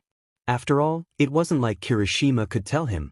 Katsuki grinned as he came upon the marked tree, eyes beginning to scan the leaves above him for a familiar flash of red scales. Kirishima was often waiting for him at the meeting spot, hidden among the tree branches so as to not be spotted by just any wandering traveler. He had to admit that that was smart. He was impressed that the dragon had thought of it before he had. He whistled the 3-tone single they had established would announce his arrival at the spot, still looking for where Kirishima was hidden. Katsuki was normally able to spot him by now. He was fairly easy to find once you knew what you were looking for. The fact that he was still hidden to him made him proud even as a small, irrational kernel of fear began to well up within him as not even a rustle answered Katsuki's whistle. He whistled again, eyes scanning the leaves more frantically now, that kernel welling up so much that it now felt similar to when he had gotten food poisoning as a young child, a churning, twisting, heavy worry in his gut. He heard a rustle in the leaves behind him and twisted around, that worried feeling leaving for one blessed second before crashing back down when he realized that it was only a squirrel running on some branches. Katsuki felt his palms begin to spark and clenches his fists, attempting to calm himself down. Maybe he had just reached the spot before the dragon had been too eager to get out of the town and had arrived earlier than either of them had suspected. He just had to sit down and wait for a while, and eventually he'd see Kirishima bounding towards him, that powerful tail going a mile a minute. Thinking this calmed him down enough that he was able to sit himself down beside a tree, crossing his legs in front of himself and putting his pack down beside him. Katsuki slipped his eyes closed, taking a long, slow breath in and then out. He could be patient. He could wait for Kirishima to come. He wouldn't leave without saying goodbye. The dragon was ridiculously affectionate. He cared so much about everything, so he wouldn't just get sick of Katsuki and leave without giving the blonde any indication of where he was going. Even if he wanted to leave, he would have given Katsuki some sort of warning beforehand, like not marking the tree where they were going to meet up or something. There was no point in doing that if he wasn't planning on coming back. Or at least that's what Katsuki kept telling himself. He had been worrying for a while about Kirishima leaving during one of these supply runs, It was one reason why he was so reluctant to actually do them and why he always rushed back so quickly. He was scared of the dragon leaving after everything, though he'd sooner die than tell him that. Maybe this was his fears finally coming to fruition. Shaking his head to clear that train of thought, Katsuki leaned back against the tree, his eyes scanning the woods around him for even a whisper of red. He was hoping, praying, for a sign that Kirishima hadn't just taken off and left him, for any sign at all. Katsuki did eventually spot a splash of red in the green of the forest, relief washing over him as he practically stumbled in his hurry to get to it. He was quick to regret it, however, when he finally did get to the spot of red and looked down in horror at what he found. The worried feeling returned at full force, and Katsuki had to bring a calloused hand to his mouth to prevent himself from throwing up at the feeling coupled with the sight before him. He knew for a fact now that Kirishima hadn't left him, but the reality was now so much worse. Because sitting on the grass innocently in front of him was a pool of bloody and a single large, red scale. Katsuki stumbled back from the blood and the scale, falling backwards onto the grass and still scooting away more. That was Kirishima's, he was sure of it. He had been staring at those scales for the better part of 2 months now. He had also been blowing up those scales for the better part of 2 months. He knew how hard they were, how hard it was to even put a dent in Kirishima's natural impenetrable armor. Just what the F did the guys who took him do that made him lose one? It was only once he thought that Katsuki realized what had happened here. Kirishima had been captured, kidnapped, caught by the same hunters he had just barely managed to escape the first time most likely. Katsuki's breaths started coming faster, his heart speeding up as his thoughts started racing, thinking of what the hunters could be doing, what they could have already done, to Kirishima while he was unaware the dragon was missing. Katsuki felt a sudden urge to grab the scale, to hold one of the only things he might have left of Kirishima, and so he crawled forward and picked it up gently out of the pool of blood on the ground. Grabbing his cloak, there was a reason it was red, he very carefully began to clean the blood off of the scale. After doing so, Katsuki sat back on his heels, the motion of cleaning the scale having calmed his ragged breathing. A silence washed over the forest, or as much a silence as could wash over a forest with all the life it contained, and all Katsuki could do was look between the scale and the pool of blood it had sat in. As he did so, the grief and the terrified feeling seeped away from him and was quickly replaced with an inferno of rage. Katsuki hadn't felt this angry since right after the curse, after his mother had ruined his life. The rage was a hard pressure in his chest, aching to be let out in any way, and he could feel his palms starting to warm with it. Surging to his feet, Katsuki tossed the scale over near his pack and stalked deeper into the forest, his palms crackling dangerously. Growing lowly to himself, Katsuki placed his palm against a tree and stopped trying to hold back his curse, wincing slightly at the force of the explosion that burst from his hand. His eyebrows raised in surprise as the tree flew away from him, smoking slightly, and the ball of anger in his chest loosened slightly. Huffing slightly, Katsuki did it to another tree, sighing as the pressure in his chest released some and not even thinking before turning around and doing it again. How dare they? Waiting until they were separated to capture him? It was sneaky and underhanded, and should have been something he expected from people as unhonorable as dragon hunters. He should have expected them to play dirty, do anything they could to get to Kirishima. He should never have left him, supplies be damned. Katsuki didn't stop until his anger was back down to a manageable boiling in his gut rather than a painful pressure in his chest. Letting out a harsh breath, he shook his hands harshly as he walked back over to his pack, willing away the last of the fireworks until he's found whoever did this. He was done wallowing and thinking about what he should or shouldn't have done. Katsuki was going to go find his dragon. Wrapping the scale carefully in a linen cloth, Katsuki slips it into his pack before slinging it onto his back. Taking a deep breath to steel himself, he then walked over to the pool of blood where he had found the scale to examine it.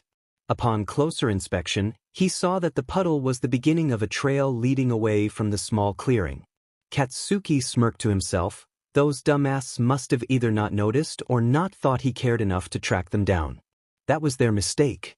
Keeping his eyes on the trail, he began slowly following it through the forest, some small part of him enjoying the crunch from stepping on the branches from the trees he destroyed. Eventually he reached the end of the forest, the treeline breaking to reveal a worn road, and Katsuki cursed when he found that the end of the forest also meant the end of the trail. They must have put him on some sort of cart from here. Cursing again, he slammed his hand against a tree right beside him and allowed himself to destroy it, giving a start when it caused a small yelp of fear to come from nearby.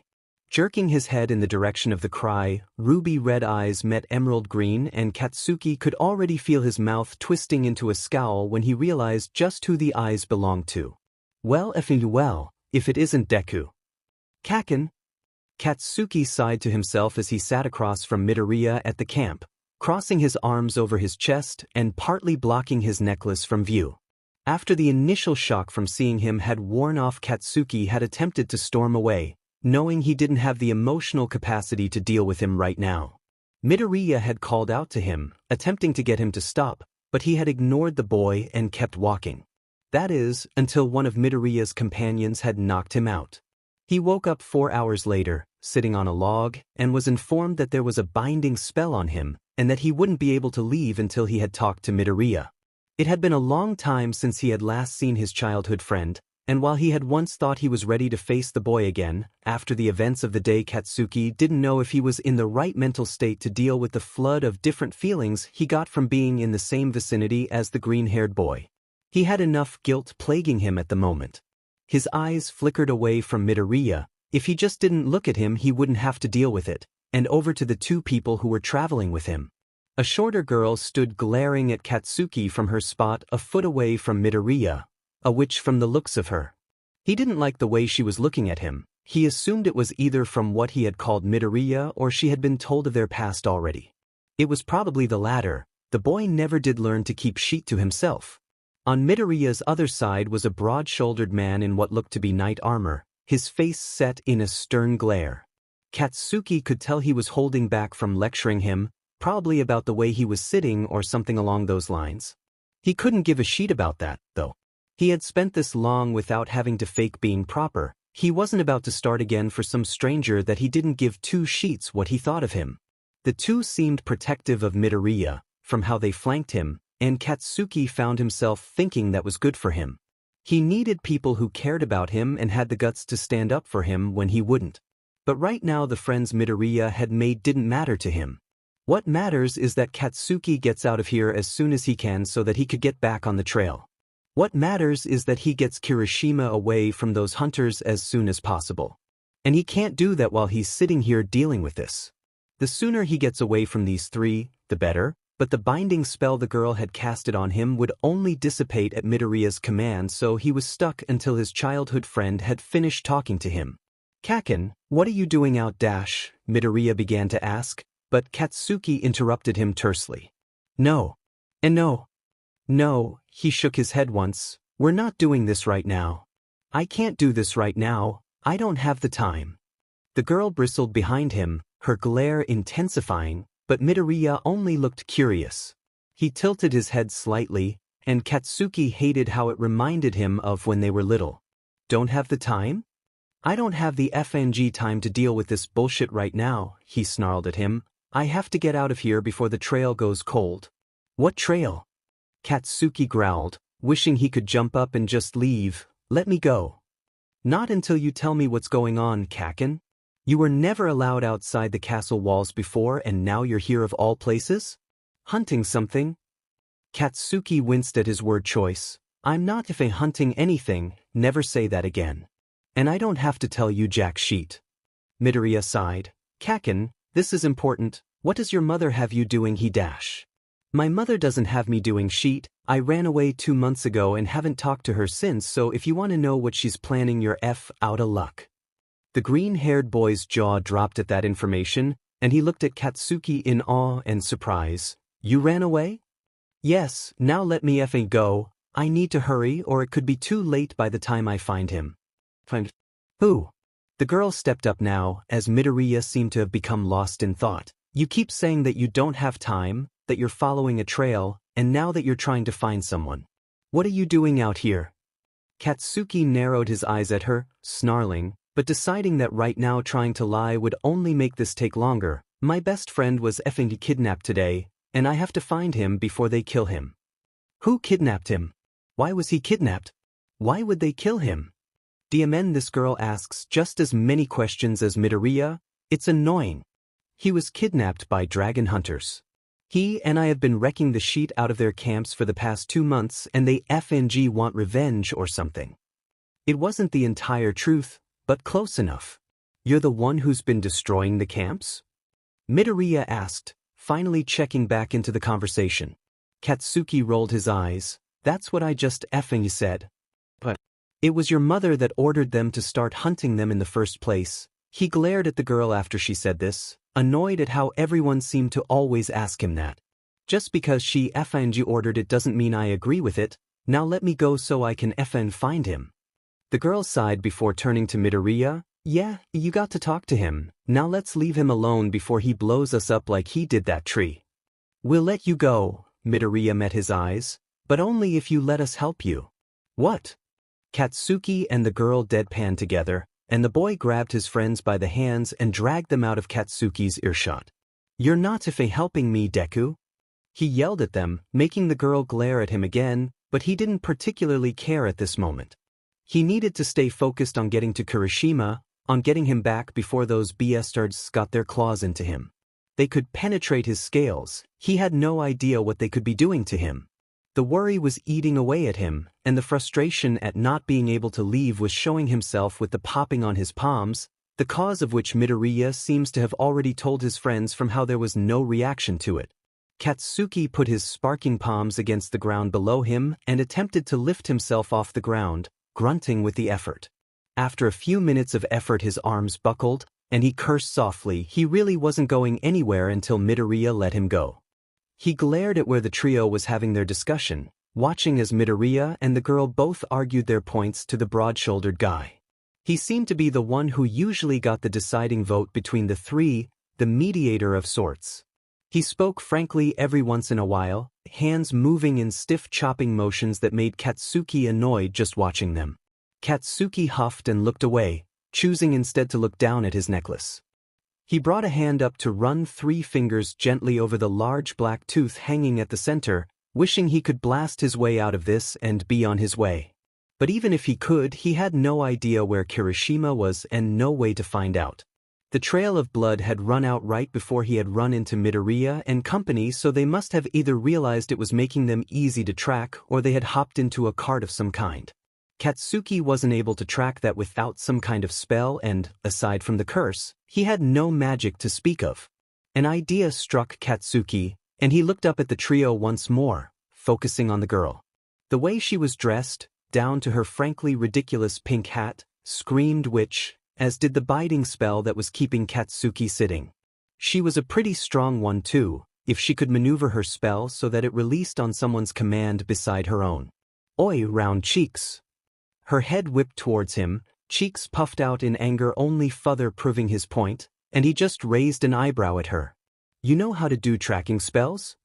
She stared at him for a moment before scoffing. Firstly, my name is Uraraka Ochako, not round cheeks.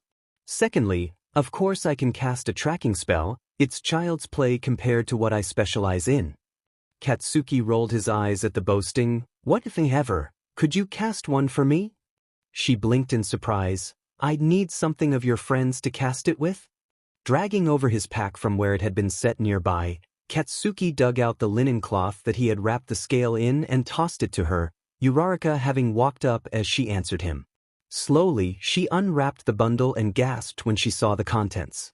Is this? A dragon scale? What the F of it? Midoriya walked over and ran his eyes over the brilliant red scale in awe. These are just incredibly rare to find, not on the dragons themselves. Where did your friend get this? Did I not mention? Katsuki gave them a sharp, smug grin. My friend is a dragon. How the hell did you manage to make friends with a dragon? From what Mito has told us, you're not exactly the friendly type, Uraraka asked as she led them forward, the scale floating in front of her folded palms, both covered in a soft pink shimmer. Katsuki scowled, opening his mouth to bite back at her before he was interrupted by the broad-shouldered guy, who had been introduced to him as Ida Tenya. Uraraka. That is an incredibly rude, though accurate, thing to say.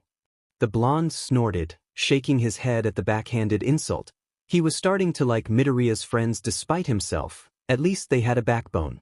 In response to the question, he shrugged, looking at the scale as he answered. 2 months ago I saved him from bleeding out from a harpoon through the wing, asked him to help me take down all the shitty dragon hunters my mom had hired.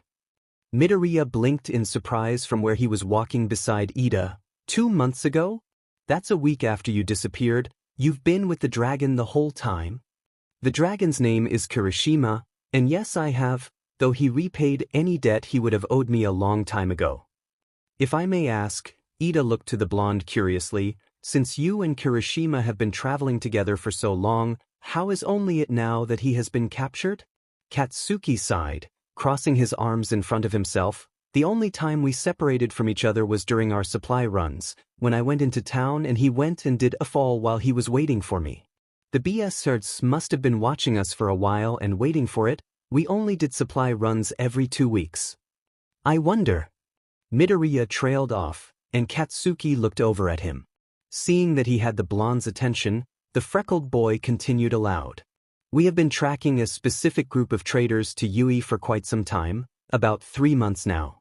Up until 2 months ago, they had been moving around pretty leisurely, without any real destination, but more recently they started moving quickly, as if they were following something or someone. Katsuki finished, arms dropping as he understood. You think the traders are the dragon hunters who kidnapped Kirishima? It would make sense, Uraraka hummed thoughtfully, her voice taking on an amused tone. We did usually come across the fruit of yours and his Elbis with the hunter camps. As much as I do not approve of your methods, I must admit the ruins we came upon were rather impressive and effective. Katsuki grinned, proud of himself and Kirishima for the wreckage they had left of any hunter camp that had had the unfortunate luck of finding itself in their path. Talking began tapering off then, and most of their trip was spent in silence. For the 3 friends it must have felt companionable, but for Katsuki there was an itch under his skin the entire time, urging them to hurry up, before it's too late. Katsuki tried not to listen to the voice, tried to ignore the anxious twist in his gut, but he was unsuccessful enough that, in a twisted way, he was relieved when Uraraka held out a hand to stop them from walking any further. With how dark it had gotten, just how long had they been walking exactly? Katsuki could barely see how the girl's eyes narrowed at the trees in front of them as she whispered, "They're right over there." He glared forward, eyes scanning the treeline, and walked forward quietly but deliberately. He watched the flickering light of the campfire through the gaps in the trees, half wondering if the BSs had used Kirishima to set that fire. Reaching the edge of the camp, Katsuki carefully scanned the scene before him. 6 different figures loitered around the camp, with an 7th crumpled on the group next to the fire pit. 2 of the figures, one with gnarly scars covering half of his face and the other looking like his face would crumble off at any second, stood over the prone man talking to him, and Katsuki jumped when one of them kicked him in the ribs. Either the guy wasn't a friend of theirs or being on their good side wasn't that different from being on their bad. Not far off from those 3, 2 others sat talking. One was a girl who didn't seem to be much older than Katsuki, but even from here he could see a gleam in her eyes that didn't look right as the light from the fire danced inside them. The guy she was talking to was more lizard than human, though that didn't seem to be bothering anybody. Farther behind them, the last 2 figures hung back observing the scene before them, one man in a garish orange outfit and the other moving and wavering like he was more smoke than human.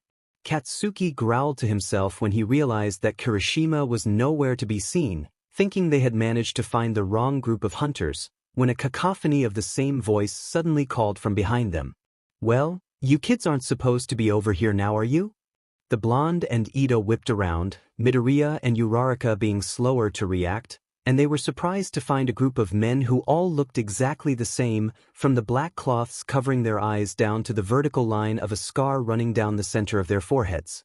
There were too many of them to fight off, and Katsuki cursed as 2 of them grabbed his arms and held them behind him, other pairs doing the same to his 3 party members. The 4 struggled as they were led into the camp, those who were standing turning their heads to look up at them. The crusty-looking one by the collapsed man raised an eyebrow as he ran his eyes over Midoriya and his friends, however he grinned when he caught sight of a struggling Katsuki. Well, The man began walking forward slowly, swaying with each step. If it isn't the runaway prince of Clan Katsu. Tell me, what are you doing here, Bakugo Katsuki? You're the one who's been following me the past 2 months, you crusty beach? Katsuki snarled at the approaching man. Why the F do you think I'm here? Everyone in the small clearing had their eyes on Katsuki at the moment, some gazes wary and some curious, but of all of them he found himself only meeting the eyes of the man on the ground. A pair of eyes in an oh-so-familiar shade of red were looking up at him in shock and surprise. Katsuki only raised an eyebrow at him, wondering who this guy was and why he looked so FNG familiar, before looking back up to the still approaching man. Where the F is my dragon, shitface? The scarred man by the fire snorted, but the one who Katsuki addressed merely smirked in mock pity at the blonde, tilting his head to the side slightly. Aside from the crackling of the fire and the natural ambient noises of the forest, it was dead silent as he circled Katsuki carefully, and the boy had no idea how he was managing to keep his explosions contained for so long. You know, your mother will pay quite a lot of money for your return. You caused quite a stir just disappearing like that. The man's raspy voice right beside his ear caused an involuntary shiver to run down the blonde's spine. At first everyone thought you had been kidnapped. It caused quite a panic. I don't give two sheets what everyone thought, Katsuki growled. Give me back my dragon and let me effing go, or I'll blow all your shitty buttes to kingdom come.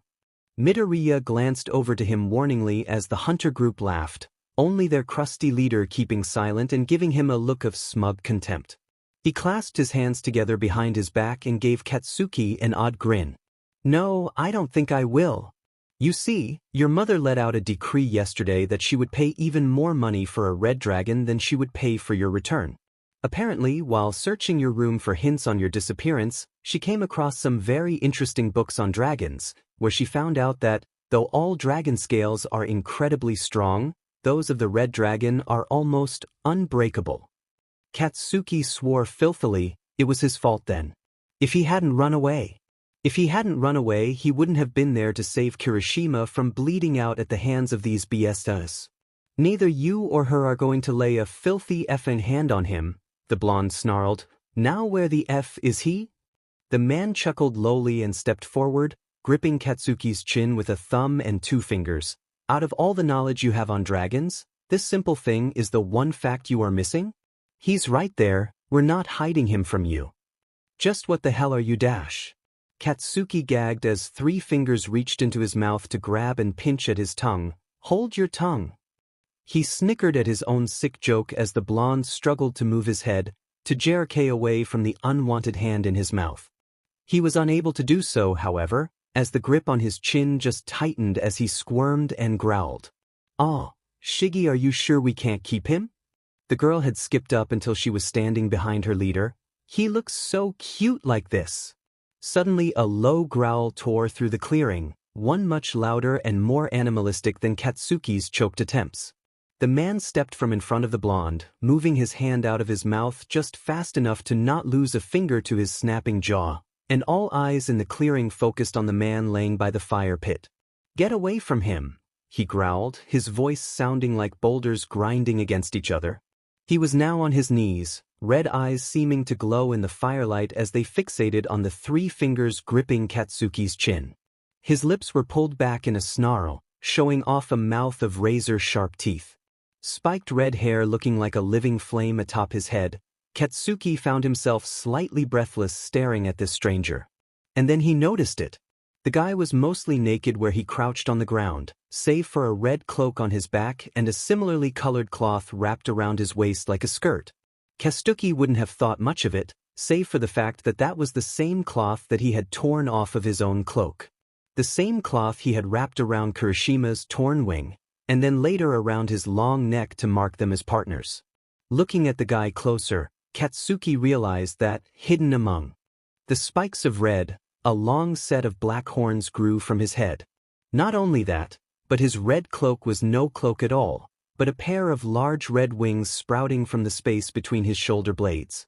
Claws dug into the dirt where his hands gripped the earth, and Katsuki didn't know how he didn't realize earlier. From the way that Midoriya and his friends made soft noises of shock and awe behind him, He guessed they were coming to the same conclusion he had. The hunter chuckled, finally stepping away from the blonde as the guy had all but commanded, and two sets of red eyes met from across the camp. Katsuki thought of 1,000 things he could say, but eventually he settled on. "So, you're a Effendi shifter then?" Kirishima relaxed slightly, snarl shifting to a grin that nearly made Katsuki's heart beat as fast as the growl had, and only raised an eyebrow in return. "And you're a god's damned prince." His name voice sounded much softer now that he wasn't agitated, though there was still a gentle gravel in it that spoke whispers of the boulders from before. Katsuki was so shocked by the reply that he didn't have time to stop the laugh that broke from his throat. Tifenjiche read. "That's enough talking," the guy with the scars said, placing a booted foot between Kirishima's wings and pressing down. Stuffing his hands into his pockets, the leader turned to the two members who were farthest away from him. "Compress, work your magic so we can get them back to Clan Katsu without worrying about them doing anything stupid."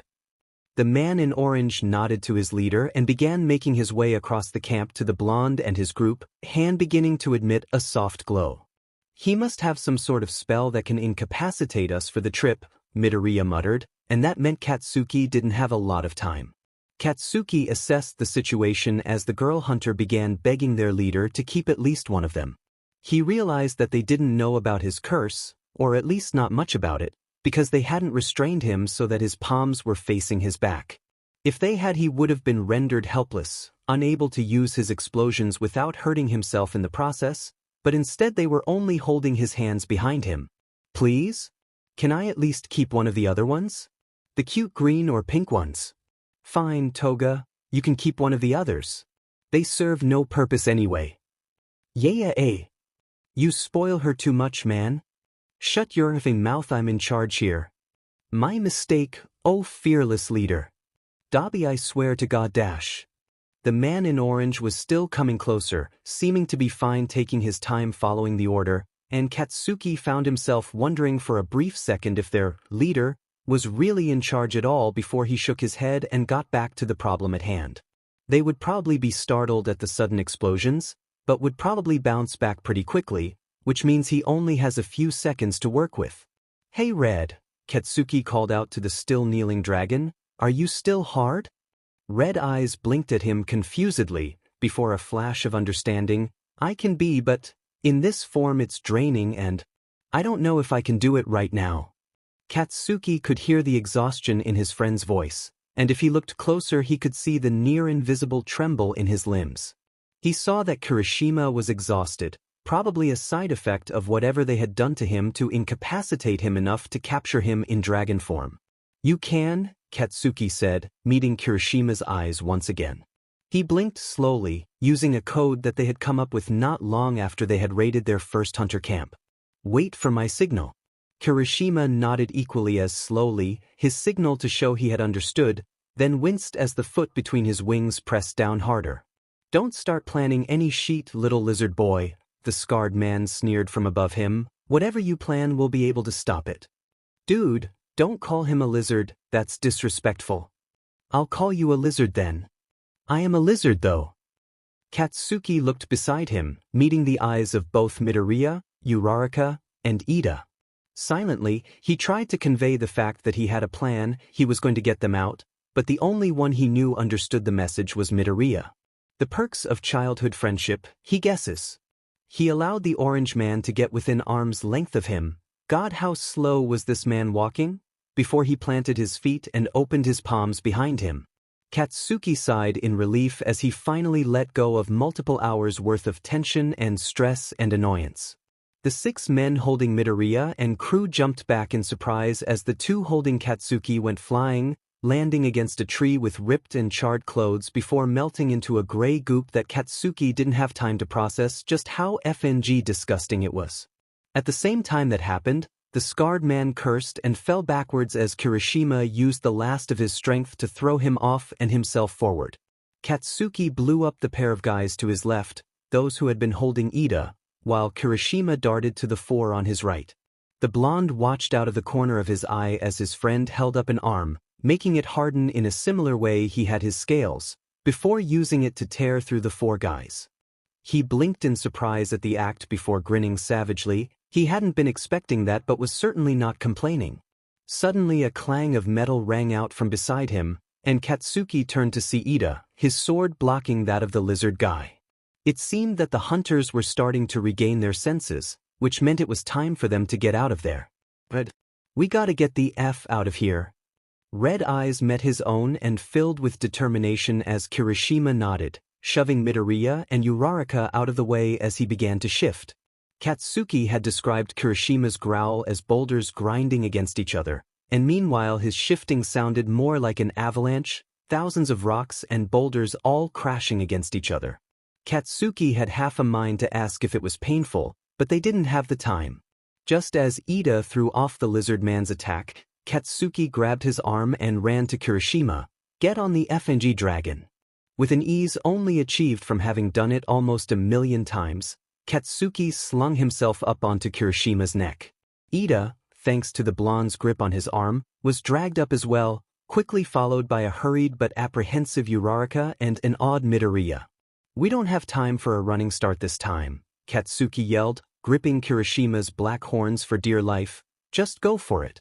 Kirishima dipped his large head lightly before crouching down and flaring his wings up. Katsuki yelped out a curse as blue fire flared up beside them, the scarred man seeming to be the source. The girl was standing beside him, pouting, and the hunter leader was yelling at a tent nearby, where a man looking exactly like those who had melted emerged sleepily. Katsuki got a small glimpse of the smoke man seeming to grow larger before Kirishima finally propelled himself upwards and began pumping his large wings in the air. It took only a few seconds before Kirishima was high enough in the air that they could begin flying away from the hunter camp, and during those few seconds Katsuki was immensely glad that he had allowed Midoriya and his friends to help him after all. Uraraka, it seemed, was very skilled in offensive and defensive magic, shielding Kirishima's sensitive wings even as she sent bolts of magic down onto the hunters. He made a mental note to thank her as Kirishima flew over the trees at the edge of the hunter camp. Kaken! Midoriya's panicked voice reached him over the blood rushing in his ears, and Katsuki whipped his head around to see a harpoon flying towards him, its design exactly the same as the one that had caused his meeting with Kirishima. His breath caught in his throat, knowing that this time he wouldn't be able to pull free if it hit him. Kirishima! Roll left! Katsuki held himself impossibly close to the dragon's neck as he followed his direction without question, rolling in the sky as the harpoon soared past his right. His 3 new passengers yelped with the maneuver, but thankfully none of them fell off the dragon's back. With one last rumbling roar, Kirishima finally reached the point of no return, triumphantly leaving the hunter camp in his dust. 30 minutes of flying later, Kirishima began to sag in the air, steadily getting lower and lower. He barely managed to land, hitting the ground so hard that Midoriya slipped off with a yelp, and as soon as he was completely grounded he began to shrink in size. His passengers scrambled off of him, Katsuki coming to kneel beside the dragon worriedly. Red. When he stopped shrinking he was back in human form, completely bare aside from the piece of cloak around his waist.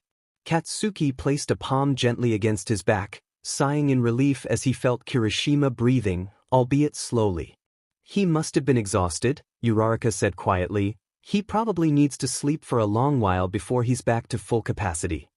I believe there is a town only a half an hour's walk from here, Ida added, and Katsuki nodded to him before bending down to pick up the unconscious redhead.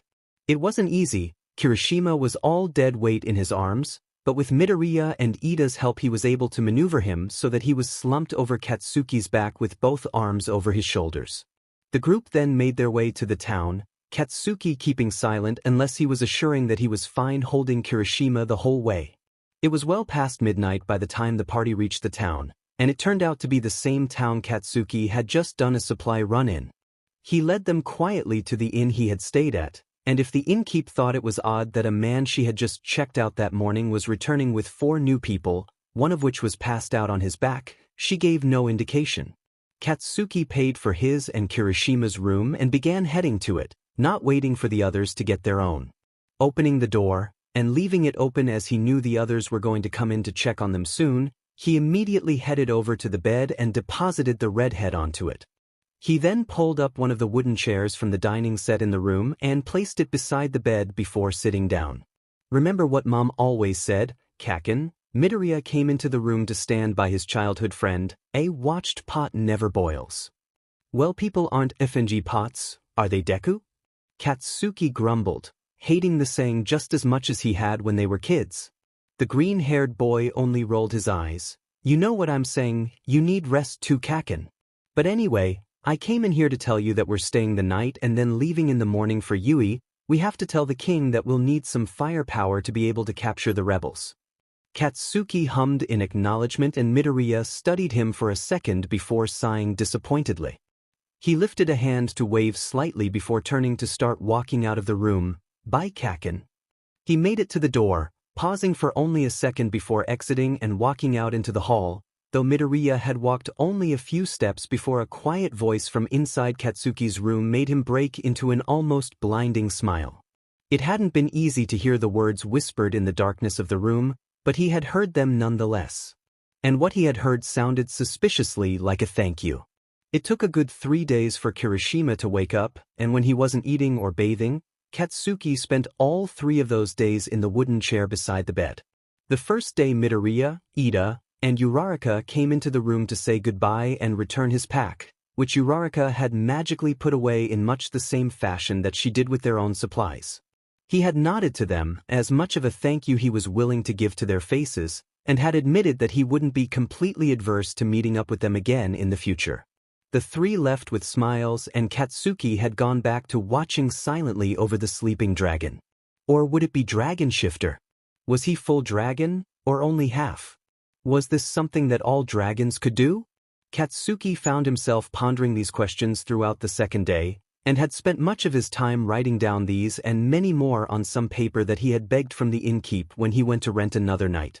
Kirishima probably wouldn't be able to answer all of his questions, but it was a way to keep his mind off of the waiting. The third day Katsuki mostly spent sleeping, as he had avoided doing so before but could no longer fight it off.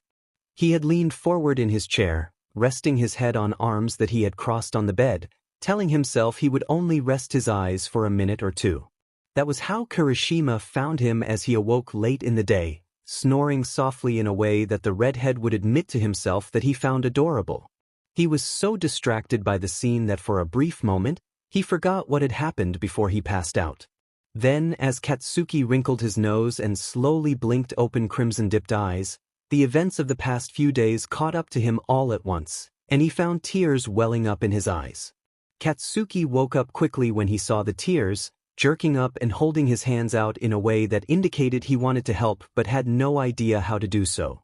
Seeing this, Kirishima only started crying more and launched himself forward into the blonde's embrace. "Why the hell are you crying?" Katsuki asked bewilderedly, and the redhead buried his face in the juncture between the blonde's face and neck. "I'm sorry. Oh, Bakugo, I'm so sorry. I wanted to tell you, I swear I just didn't know how, and now dash." Ignoring the odd way his heart stuttered when he heard Kirishima say his name, Katsuki tried putting a comforting hand on the back of his friend's head. He hesitantly began running his fingers through Kirishima's red hair, slightly surprised at how soft it felt. "What the F are you apologizing for, scales for brains?" he asked quietly, his brows furrowing in his confusion. Kirishima's fingers tightened in the back of his shirt, tight enough that he'd have tore through easily had he still had his claws. "I never told you, I never showed you that I could be human. I wanted to. Gods, I really wanted to, but I never did, and you had to find out from me getting kidnapped."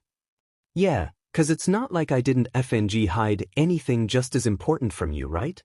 Katsuki says sarcastically, earning a soft chuckle from the dragon. "Besides, how the hell would you have even brought it up? Like, oh hey, we've known each other for a while now, I think it's time to tell you I can shift into a human form. I mean, it's not like you could FNG talk, dipshit." "I guess you're right." "Of course I am," Katsuki scoffed, before shoving Kirishima up and off of him. "Now, I've got some effing questions." "Really?" He took the paper that the blonde offered him readily, beginning to read over the list that he had written down while he was out. Kirishima went down the list, answering any of Katsuki's questions that he knew the answer to, for a good 2 hours. He seemed to be really relieved that Katsuki didn't hate him now, and was ignorant to the fact that there was really no reason to be. Even though Kirishima had hidden the fact that he could take human form from Katsuki, he had hidden the fact that he was a prince, in the most basic of definitions, from him as well. And prince of the people who had ordered the genocide of his race no less. If anyone should be mad, it should be Kirishima, not Katsuki. But the redhead didn't care, saying that he knew the blonde didn't share the beliefs of his mother, otherwise what would the last 2 months have been? The two sat for what felt like minutes but was in reality hours, talking, reminiscing, and exploring how their friendship had changed now that they could banter back and forth. They found that it hadn't changed much. Katsuki was still easily annoyed and threatened to blow him up, and Kirishima still liked teasing and playing with him. The only real difference was now it was with sharp grins and nudging elbows instead of playful nips and whipping tails.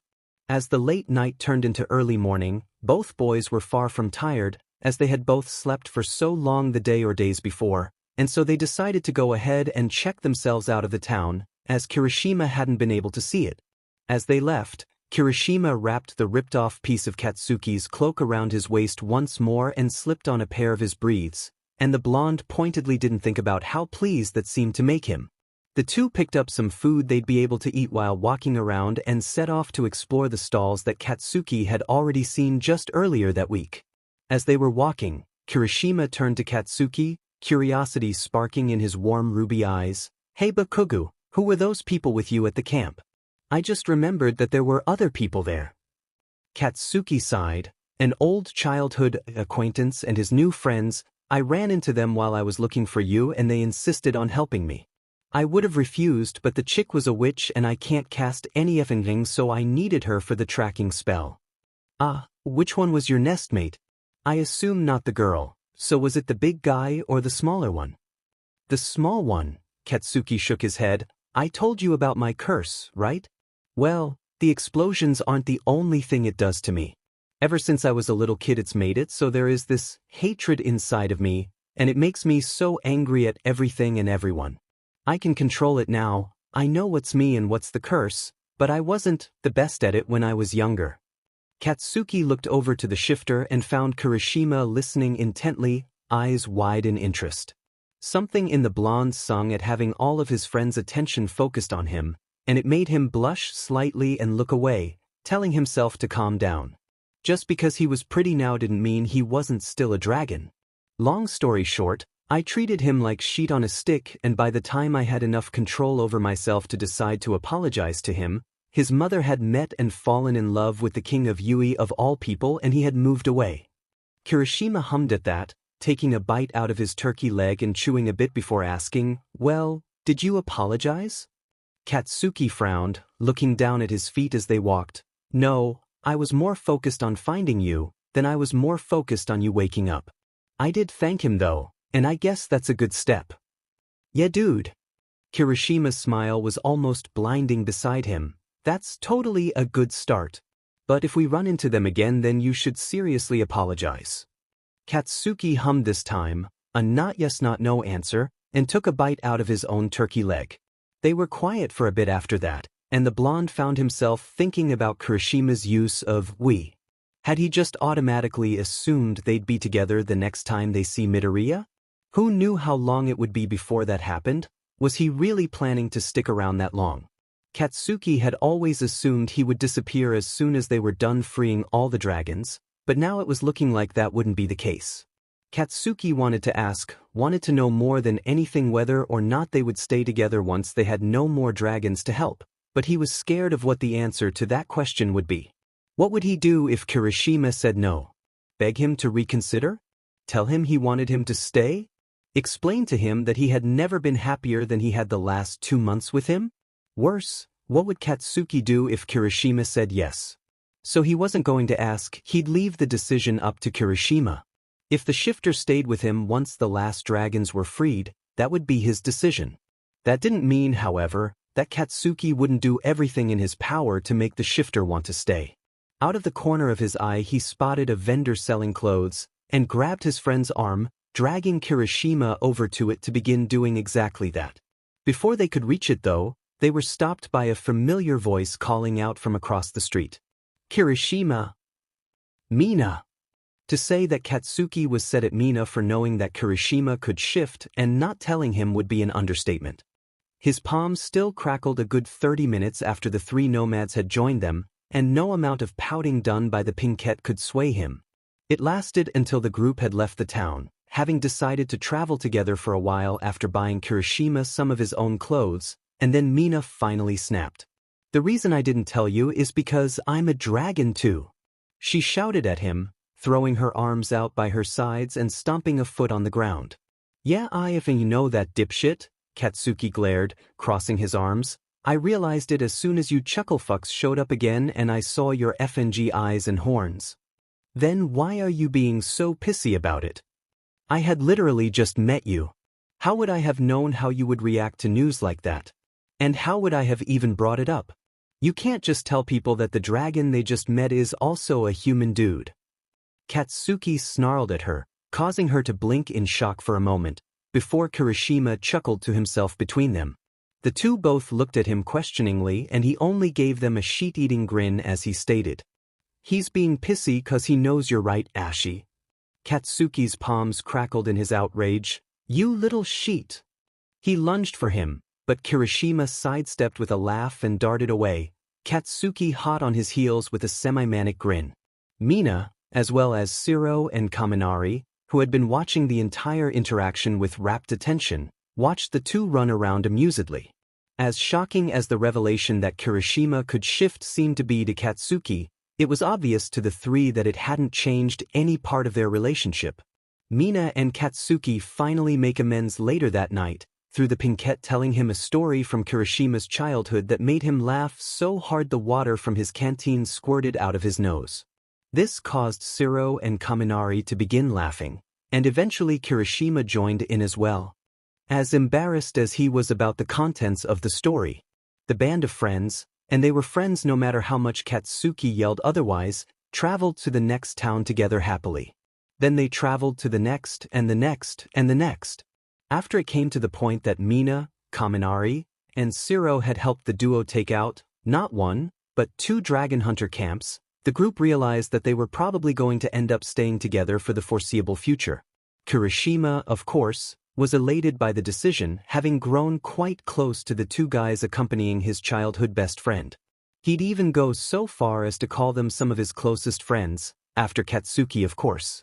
And for all his griping, the blonde could inwardly admit that he was also pleased by the additions to their little group, though he wasn't so pleased by their reason to stay with them. "Well," Kaminari had drawled with a sheet-eating grin, "last time we left y'all alone Kiri got kidnapped, so I guess we probably should stay." Katsuki had singed his hair pretty thoroughly for that comment, while Kirishima snickered where he sat about a foot away. Mina, from her spot beside the other dragon, simply nodded. "I mean, if you two think I'm ever letting you out of my sight again, you've got another thing coming." "Come on, Ashi," Kirishima elbowed her, calling her by some childhood nickname that, no matter how much he tried to ignore it, sparked jealousy through Katsuki every time he used it. The blonde rolled his eyes at the pair, pulling his legs up to his chest before resting crossed arms on top of knees and a tired cheek atop the arms. He listened distractedly as his four friends, as much as he was loath to admit they were, talked about their traveling plans from there on out, eyes scanning the treeline and watching as the light of the fire turned everything into a burnt orange tint. Out of the corner of his eye, Katsuki noticed something on his arm in the firelight, seeing swirling black lines on his usually blank skin. Lifting and turning his arm slightly to get a better look at whatever it was, the blonde's eyes widened and his breath hitched in his throat when he realized. There, tattooed onto his bicep, was a savage yet elegant-looking heart, and in the middle rested a large, distinctly written K. In Clan Katsu, there is an easy way to tell whether or not someone was in love. It came from a spell that is part of the birthing ritual, and the practice dated back to the first of the barbarians. At the beginning of the barbarians, if a barbarian died a warrior's death in battle, then their sword and armor were sent back to their family. Originally, it was hard to accomplish this, as barbarians tend to keep any weaknesses they may have to themselves, so there was no way of knowing if a warrior had any family to return the armor to or where to bring it if they did. Eventually, a spell was created to overcome these difficulties. The spell made it so that whenever a barbarian fell in love, a mark would appear on their skin. It would appear in a spot where it would not be hard to hide, if so the barbarian wished, and would only appear as a heart containing a symbol that stood for the name of whomever held the barbarian's heart. The reasoning, the function for the mark was simple. It showed that the warrior had someone who they cared for, so that their gear would not be recycled out to the clan, and also acted as a way to locate who that was. Some barbarians had magic, though very little, and so they were able to cast tracking spells. If a tracking spell was cast on the mark of a fallen warrior, the spell would lead to that who the mark represented, they're marked. All in all, a barbarian's mark is an important part of their heritage, so it is no joke whenever one appears. While marks can disappear with fading feelings and reappear whenever new feelings arise, they do not appear for just anything. It takes deep, true feelings of love to make a mark appear. That is what makes them so important. And that is why Katsuki was freaking out over the sudden appearance of his. He wasn't an idiot, he knew how fond of his dragon shifter he had grown to be, because there was no way that it could be anyone other than Kirishima. The only other one of their group whose name began with K was Kaminari, and that was never going to happen, but he had never imagined his feelings had grown so large to warrant a mark. A mark which Katsuki had hurried to cover and keep covered, as even though the others' lack of knowledge about barbarian culture would keep them from knowing the significance, it would not keep them from wondering exactly how Katsuki had managed to get a tattoo in the middle of the forest and without them noticing. The others had questioned, at first, the sudden addition to his wardrobe. They stared at the black bandana around the blonde's bicep with curiosity and confusion, but all it took was a few sharp words for them to back off. They could tell that Katsuki was going through something. He had been quieter than usual, so they didn't want to make him more upset than he already was. Even Kirishima kept his distance from the blonde, which was both exactly and not at all what he wanted. He wanted space to be able to think over everything, understand what the hell it was he was feeling, but at the same time he wanted to be as close to him as he could possibly get. He wanted to hug him like he saw the others do, just sit there with the redhead's arms around him and their chests pressed together so tight he could feel both their heartbeats. But whenever Katsuki caught himself thinking something like that, he felt himself turn as red as the dragon's scales and blew up whatever he was holding at that moment. It was beginning to become a real problem, especially as the number of instances this happened slowly began to rise. Eventually it got to the point that Katsuki just told the group to stay where they were for a few days and walked into the forest to clear his head. Katsuki ended up spending a day and a half in the woods sorting through his feelings. Before he even attempted thinking about Kirishima, the blonde first tried to figure out exactly how he felt having a mark, something he had genuinely never thought he'd get. Even before he was cursed, Katsuki wasn't the most sociable child, his only friends being the Midoriya and the 3 children of the monarchs from Clan Katsu's neighboring kingdoms. So Katsuki always assumed that he'd never get close enough to another person to form that kind of bond with them, and if he did it wouldn't have been of his own volition. Not that you could force a mark on someone, though he wouldn't doubt his mother could find a way to do it. He remembered asking her once, when he was younger, if she thought he'd ever get a mark like her and his father. She had snorted, looking down at him with cold, blue eyes that he was forever glad he hadn't inherited. "I really effing doubt it, squirt. But it's not like it matters anyway, you'll marry whoever I say, mark or not, 'cause that's the only way you'll be useful to me." Little Katsuki had run off after she said that, knowing even then to hide his tears from her watchful eyes, straight to his room, where he stayed for the next few days until the other children had shown up, brought by their royal parents for a meeting. That day was also the first time that Midoriya and Yui hadn't shown up for a meeting. His mother's words, paired with the loss of one of his only friends, cemented into his mind then. He wouldn't get a mark. Who would ever willingly stay with him? Katsuki kept that mindset for much of his life, and his mother didn't do anything to change it.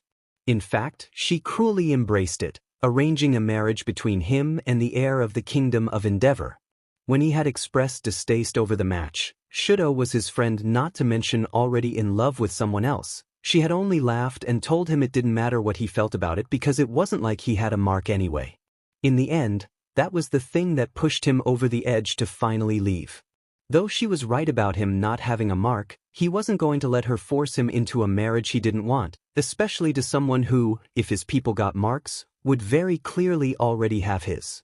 Only a week after he decided it was finally time, he had had the plan for years, just never the guts to act on it. His resolve strengthened as he watched his mother smile over the bleeding body of a dragon. As he left his home, he never expected the action would lead to him finding the person who would prove his mother, and himself, wrong. He never thought he would find the person who he would end up falling in love with, considering he honestly didn't think himself capable of love at all. So in the end he was happy he had gotten a mark. It proved he wasn't what his mother had always said he was. He could love if he wanted. But did he want to? As he said, Katsuki never expected to fall in love with the shifter. He didn't believe it really was love, or at least not until more recently. After all, he hadn't known until a month ago that the redhead was anything other than a dragon. And yes, he was certainly fond of the dragon. His rage at him having been kidnapped proved that easily enough, but he hadn't expected the feelings to go farther than that after it was revealed that Kirishima could take a humanoid shape. But, as the mark on Katsuki's arm proves, go farther is exactly what they had done. The only question now is exactly how he felt about that. Of everyone he knew, he was kind of glad that the one who he was marked for was Kirishima. They understood each other very easily. Katsuki had come to be able to decipher most of the shifter's more dragon-like tendencies, and Kirishima understood that while Katsuki acted angry most of the time, that didn't necessarily mean he was. They weren't scared of each other either. Both knew what the other was capable of and felt safer because of it. Katsuki even found himself enjoying Kirishima's company more than being alone, which had come to a shock to the blonde once he realized it. And it wasn't like the shifter was ugly. In fact, recently Katsuki had found himself admiring the redhead's looks more than often. After the others had joined up with them permanently, Kaminari said something, once, about how attractive Kirishima was, something about his muscles or his tan. The redhead had blushed brightly, laughing though he was embarrassed, and brushed off the comment as if he didn't believe it. But Katsuki had heard Kaminari's words and blinked in surprise, as he had never really considered it. The blonde had glanced over to his friend, only to test the validity of Kaminari's comment, and had found himself caught staring, noticing for the first time how many scars he had covering his skin. And the problem was, once Katsuki had noticed Kirishima, he couldn't stop noticing him. His eyes made their way from the scars on his chest to the scars on his arms, and he caught himself wondering how easy it would be for the shifter to pick him up. He'd done it before, and it never failed to pull a light, fluttery feeling from the pit in Katsuki's stomach. Katsuki supposed now he could call that feeling the butterflies, so often described when one speaks of looking at their marked for the first time. From his arms his gaze wandered to his shoulders, which Katsuki hadn't even known was a place he could appreciate until he was doing so. He noticed how broad they were. The shifter was built like a brick sheet house, and how they shook whenever he laughed. Katsuki really liked his laugh. He laughed with his whole body, his whole soul, and it amazed the blonde every time it happened. First, Kirishima's grin would widen into a full, toothy smile, showing off the razor blades he called teeth that Katsuki felt his eyes drawn to day after day. The smile would cause his rounded carmine eyes to squint slightly, making the small scar over his right eye all the more obvious. His arms would wrap around to clutch his sides, legs bending at the knee as he folded himself over slightly to let out a full belly laugh that had those treacherous butterflies kicking up Katsuki's insides by the thousands. That is what Katsuki spent most of his day and a half alone thinking about, butterflies and Kirishima's laugh. Once it reached that point, the blonde realized there was really no denying it anymore. He was marked for Kirishima. Just because he had come to terms with it, however, didn't mean he was going to act on it. A mark meant you loved someone, not that they loved you back, and Katsuki had heard too many horror stories of relationships ruined because one person was marked and one wasn't. And Kirishima wasn't a barbarian, he was a shifter, which meant that even in the slim chance that the redhead wasn't disgusted by his mark, Katsuki would never know if he felt the same. Katsuki shook his head, taking the bandana off his arm as he walked out of the forest. He wasn't going to confess, he wasn't going to risk that, but he wasn't going to hide it either. If Kirishima really wanted to know, it wouldn't be hard to figure out. The blonde was relieved to see that his friends, the term still felt odd to him, had followed his instructions and waited for him to exit the forest on his own. The four grinned when they spotted him approaching, Kirishima breaking off from the camp to run up and hug him tightly, lifting him off the ground with the force of it. "Bakugo!"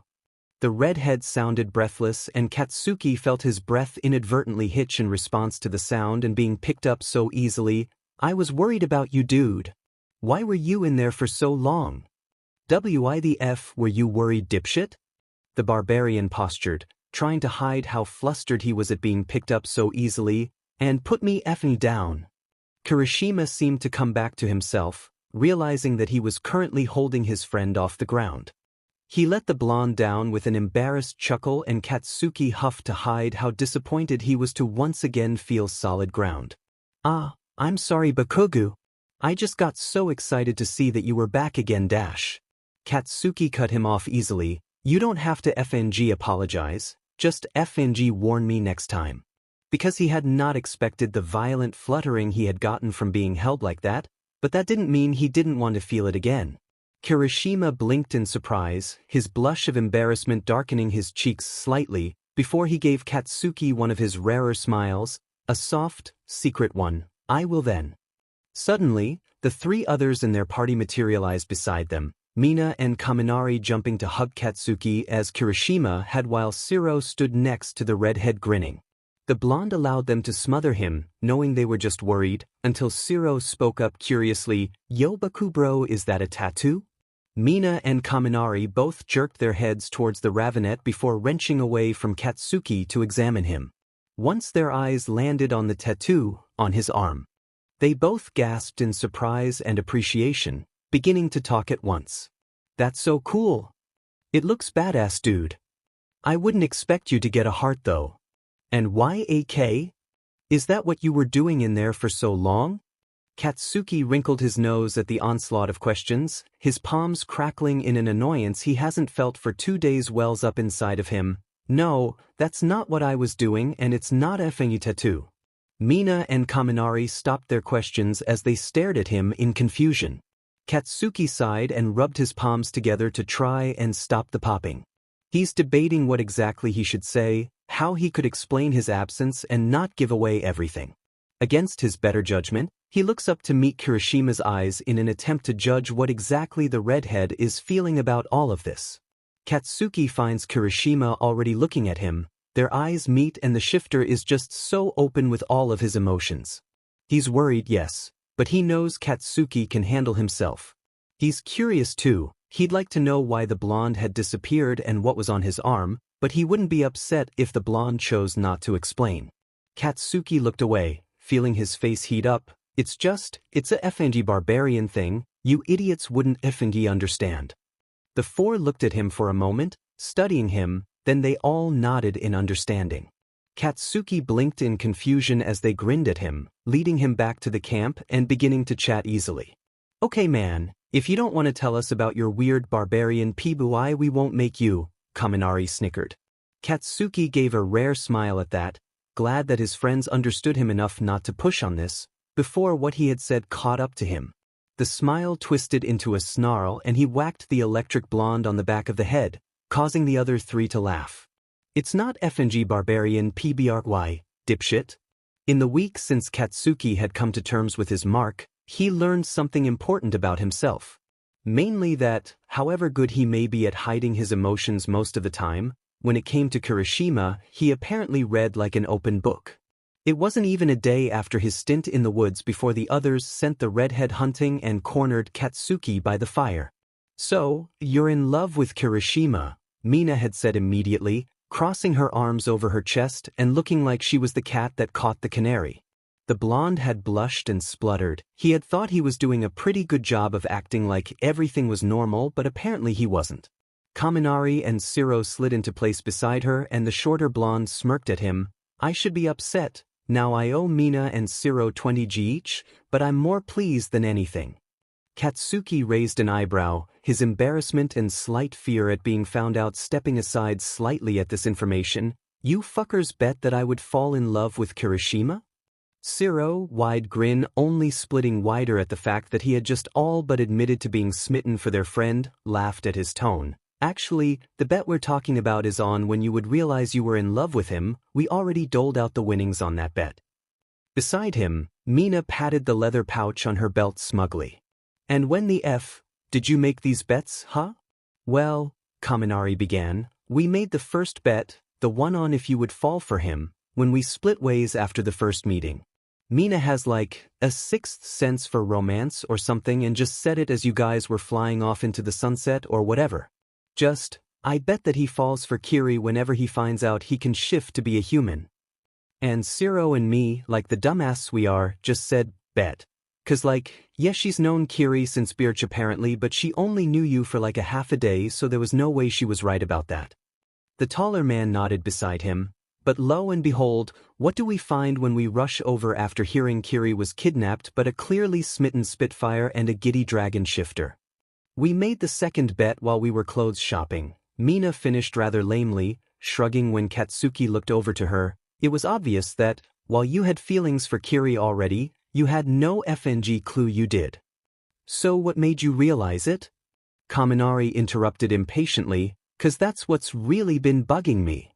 Katsuki looked over the three of them for a minute, trying to come to a decision. He didn't want to say it, it'd make it all so much more real if he said it, but at the same time he didn't want to leave them in the dark, which shocked him slightly. Before he ran away, Katsuki had never cared about lying to people. In fact, lying was really the only thing he could do half the time. Lie to his mother about taking over the clan, lie to his mentor about getting a full night's sleep. The only time he ever really felt bad about lying, he knew his mentor actually cared, lie to his father about being FING fine. Now he was hesitating, the lie just sitting on the tip of his tongue. The hesitation shocked him because, for the first time in his life, he didn't want to lie to them. He wanted to tell them, these annoying, amazing three nomads who had managed to worm their way into being people he cared for, about just how incredible it felt to finally get a mark when he thought he never would. At the same time, however, the thought of telling them terrified him. The thought of saying, he's my marked, and explaining just how much that meant made a pit form in his stomach that had nothing to do with his curse. He wanted to explain, but he couldn't. But that wasn't what Kaminari was asking him to explain, was it? He wasn't asking Katsuki to explain an important part of his culture, just to explain how he had realized he loved Kirishima. And it wasn't that Katsuki didn't want them to know about marks, he just didn't think he could say it himself. It was the mark on my arm, Katsuki said eventually, turning it so that the three could get a good look at his bicep. I'm not gonna FNG explain how, but it's important. If you want to know, ask someone else who has one. He had walked away then, satisfied with how he had answered them, and began collecting firewood for when Kirishima would return with dinner. Ever since Katsuki had said that, he could practically feel the others' stares on his mark. It made him slightly self-conscious. He knew it wasn't as ornate as some of the other marks he had seen, so he snapped a bit at them whenever he'd catch them staring for too long. He knew they weren't judging him though, only curious, so he didn't get as mean as he would have been had it been a stranger staring instead. This became obvious to them as well as him one day during the week that followed. They hadn't been walking along the road for a particularly long while at that point, but it had apparently been long enough that Kaminari was begging for one of the shifters to transform so that he could get off of his aching feet. Katsuki was about to snarl at the blonde to shut up, his palms already crackling with his annoyance, when Kirishima went completely still beside him. The redhead sniffed the air once, twice, his pupils dilating and shrinking in succession, and Katsuki looked over to Mina semi-worriedly. The pink shifter was about to respond when she apparently caught the scent too, her head whipping around to face the same direction Kirishima's eyes were trained in and her mouth splitting into a wide grin. Katsuki's brows furrowed, his mouth opening to ask what the F was going on, when suddenly a voice cut through the air. Aijiro! It was the loudest roar he had ever heard, and he found himself jerking to look where it had come from. In the distance, but approaching fast, was a large, mostly gray figure, with a long orange flag whipping in the air behind it. Tetsu! Kirishima roared in return, startling Katsuki as well as Kaminari and Zero, and took off running to meet the figure, causing Mina to laugh loudly. The blonde watched as the shifter and whoever the figure was raced to meet each other. It didn't take long before the two collided, the part of the figure that was holding the flag detaching and revealing itself to be a woman right before impact. The two went down almost immediately, and Katsuki would have been worried if he couldn't hear the laughter coming from them from where he was still a good 18 feet away. Katsuki kept his pace as steady as he could, making his way over to the shifter and the stranger at an unhurried pace, though all he wanted to do was run over and demand come answers. Who was this stranger that Kirishima was so happy to see he literally took off running? So what the F is going on here? Katsuki asked gruffly, trying to not sound as jealous as he felt. Based on the looks he was getting from the three amigos, he wasn't doing very well.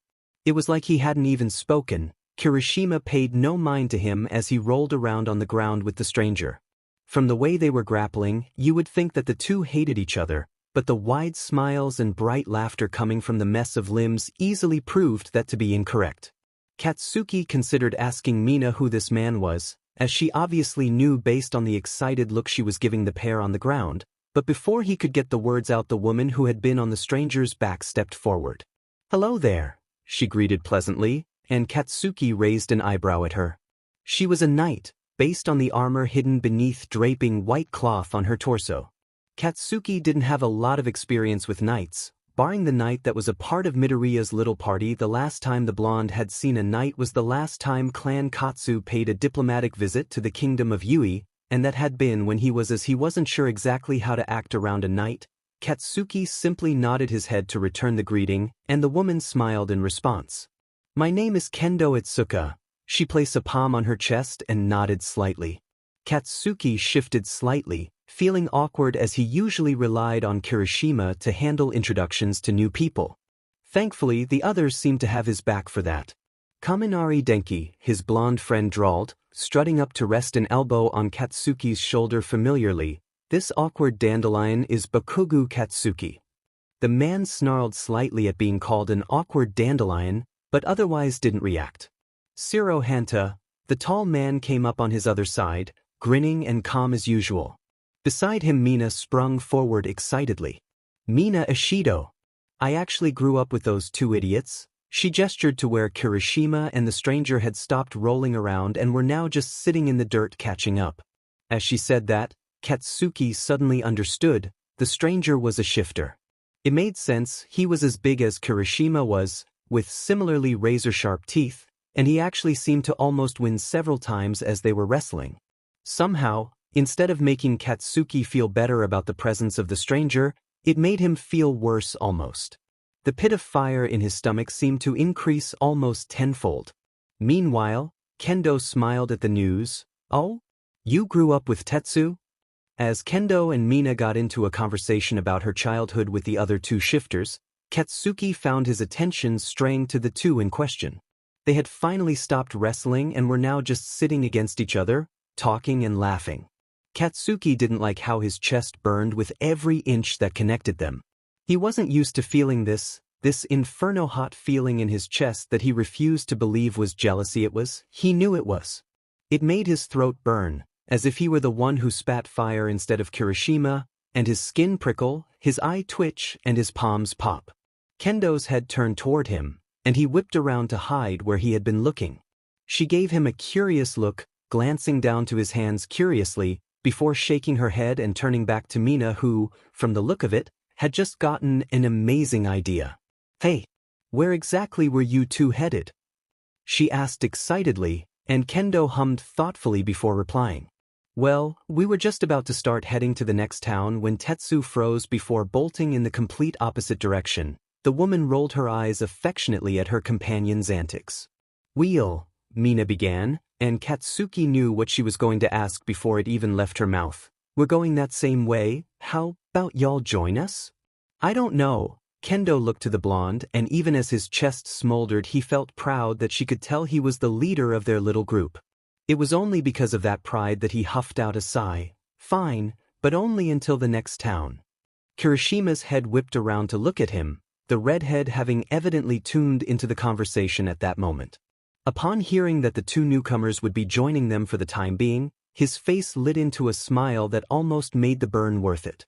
Katsuki shifted in the hard wooden seat, glaring daggers at the tankard in front of him as he tried to will his palms to stop crackling so he could get a much-needed drink and break.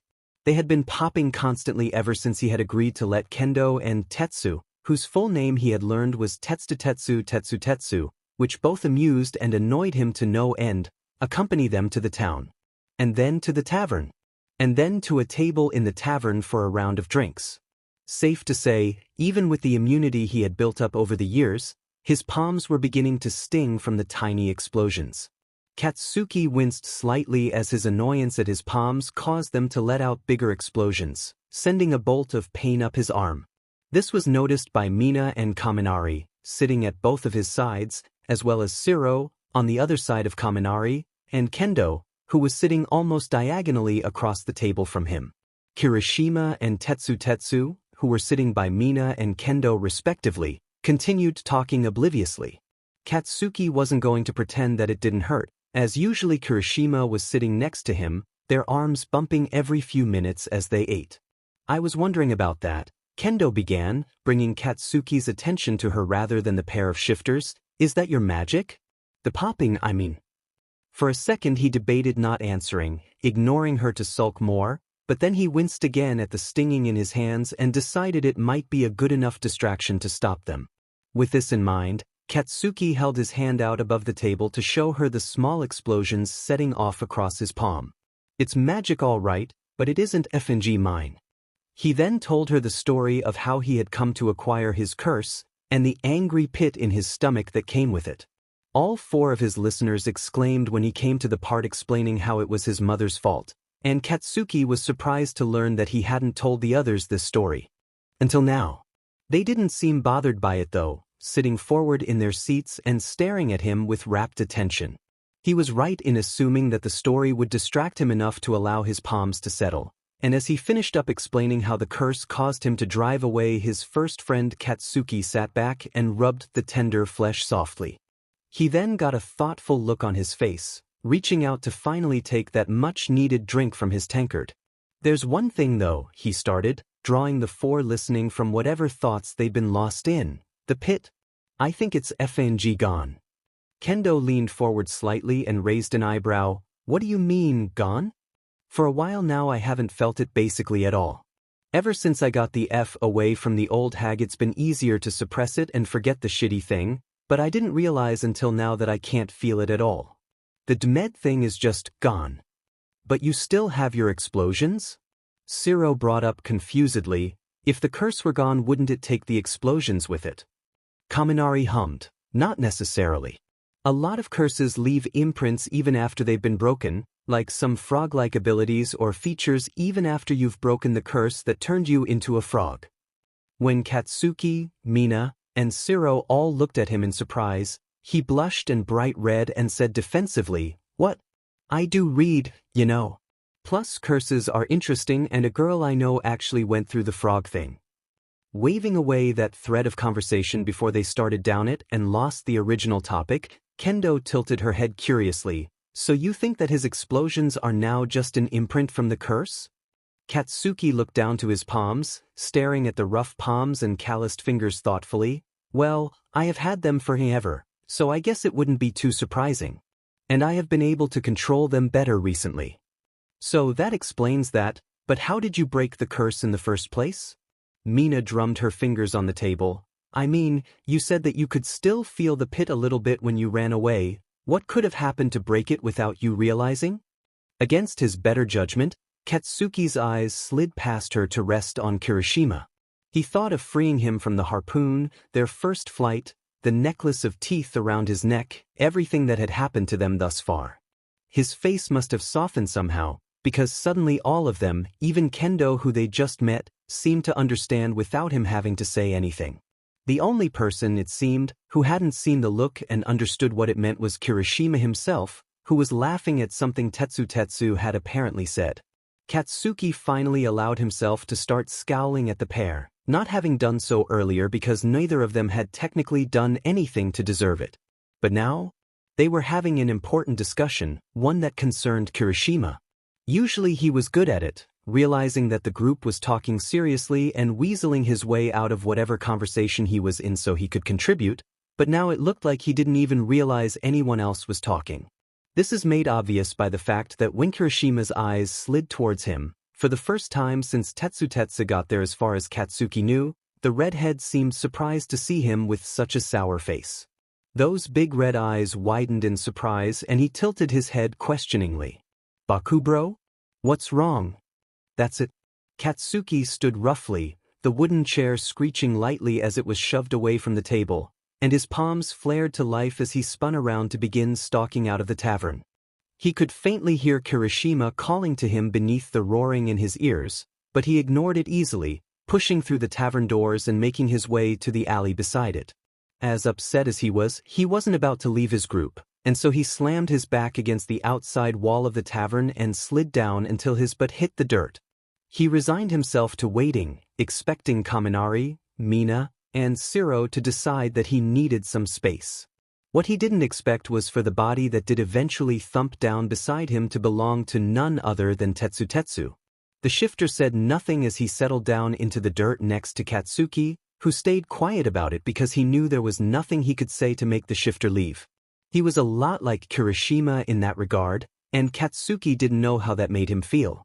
The two are quiet for a long time, Katsuki lost in thought and Tetsu just waiting for him to feel settled enough to talk. After coming to a conclusion silently, the blonde did speak, though it was so soft that the shifter had to lean in to hear it. "He told me he didn't have any romantic partners at home." The prince didn't really have any expectations for how the shifter would react to his words, but even so he was surprised when the reaction turned out to be bursting into raucous laughter. His brows furrowed confusedly as Tetsu laughed, sounding a bit like hammering an anvil, one hand in the dirt and one slightly covering his mouth. Katsuki let the man tire himself out with laughter, resigned to his fate of having to wait it out in order for anything he says to be comprehended. It had happened enough times with Kirishima that he was used to it. Eventually he calmed down, wiping a tear away gently before grinning at Katsuki amusedly. "Dude, Ijibro and I are cousins. Kendo is my girlfriend." Now that he's getting a better look at the shifter who had caused him so much grief, he could see some similarities between him and Kirishima. The shape of their eyes, their noses, even their teeth were the same. Honestly, with how much time Katsuki had spent staring at Kirishima, he was surprised he hadn't noticed sooner. "Oh!" Tetsu snorted at him. He probably looked ridiculously surprised, then raised an eyebrow at him. "Dude, were you jealous of me?" Katsuki felt his face grow dangerously red as it whipped around to glare at the wall across from them. "No." Tetsu laughed again, even harder than he had the first time. Katsuki scowled at him, insulted to say the least. He had no idea why this situation was tickling the shifter so much, but he wasn't enjoying being made fun of because of it. Huffing in annoyance, he stood up. "If you're done, dash." "No. No." Tetsu waved his hands around from where he was still on the ground against the wall. "I'm laughing cause, most of the time when we were talking he was talking about you." "What?" The shifter's coal-colored eyes glinted with amusement. "Yeah, he kept going on about how you've saved him twice, and how you're just so nice and strong, and just about everything else about you." Katsuki could feel that the blush had spread to his ears, but he was too busy reeling at the information to notice. Kirishima had talked about him? That's what he had been so caught up talking about that he ignored him? A hand startled him by clapping down on his shoulder, and Katsuki was startled to see he had been so lost in thought that he didn't even notice Tetsu standing up to begin leading him inside with an arm around his shoulder. "Come on, Blondie, we don't want I to worry too much about us." The two walked back into the tavern and saw, upon getting back to the table, that Kendo had scooted down one chair to allow Mina the seat by Shiro, thus making it so that Kirishima and Katsuki were sitting beside each other. The shifter looked up as they approached, his eyes worried as if he thought he had done something wrong, when really it was Katsuki that was at fault. It was him who got so possessive, so angry, about someone that didn't even belong to him. The blonde couldn't have him thinking that he did anything wrong, especially if he was going to make that sad face that was twisting his heart painfully inside his chest. So with a small, grateful smile, Katsuki sat down in the chair beside Kirishima and laid his head on the redhead's shoulder. It caused him to freeze for a second, It was very rare that Katsuki initiated affectionate contact, before he melted into it like butter, seeming to nuzzle into the soft but spiky head of hair. Katsuki then looked over to Tetsu, who had settled back into his seat beside Kendo easily and now had an arm around her, and the two met eyes briefly. Smirking, the silver-haired shifter winked at Katsuki, who rolled his eyes before getting an idea. A slow, evil grin spread across his face as he raised an eyebrow at Tetsu. So, since you're his cousin, does that mean you have even more embarrassing stories about baby Kirishima? Sitting in the same chair that he had the night before, Katsuki leaned back until he was balancing on two of the chair's legs, only half listening as Tetsu explained how he and Kendo had met and fell in love. The group had left the tavern late the night before, all in various states of intoxication. It turned out shifters had an impossibly high alcohol tolerance, and one of the first things Tetsu had done after thoroughly embarrassing his cousin was order them all copious rounds of drinks.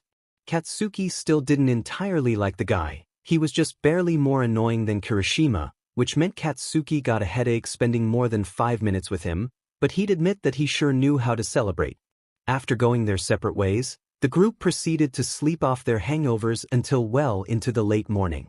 Upon awakening, they all met up once again, deciding to leave the town the following day since none of them really wanted to travel only a few hours before having to stop again.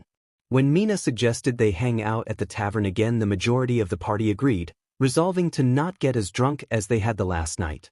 Katsuki was looking forward to watching them break that resolution. Basically, Tetsu laughed and Kendo looked away with a bashful smile as he slung an arm around her shoulders. She hit him so hard he was out cold for a solid week. And all because he was insulting me. That was the moment I knew I loved her more than anything. Mina sighed dreamily at the story, clasping both hands over her heart and leaning back in her seat. Oh, to have a love story like that. Katsuki barely resisted the urge to glance over at Kirishima as Tetsu tilted his head curiously and asked, "Do any of you have a partner?" There was a shuffling to his right and Katsuki wondered why the redhead seemed uncomfortable with the question before Shiro caught both of their attentions by laughing and shaking his head. "Nah, but I do have a crush."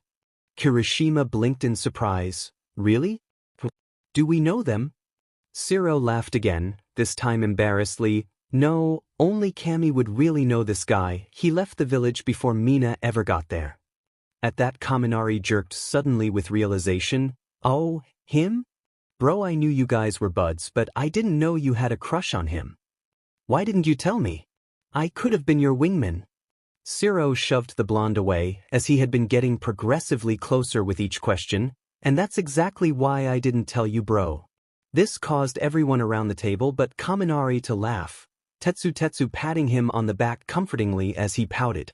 Mina then slammed her hands down on the table, startling them. "You guys bromance is nice and all, but I still don't have a name." "Well," Shiro shifted in his seat, "I'm not going to name names, but I will tell you about him. He was training to be a knight, like his older brother was before he got into an accident that cost him the use of his legs. He also has magic that makes him incredibly fast." As Tetsu and Kirishima, Katsuki thought that little bit about the magic seemed familiar, like he had seen magic like it before or had at least heard of it, but brushed the feeling off easily when Kaminari suddenly sat up with a grin on his face.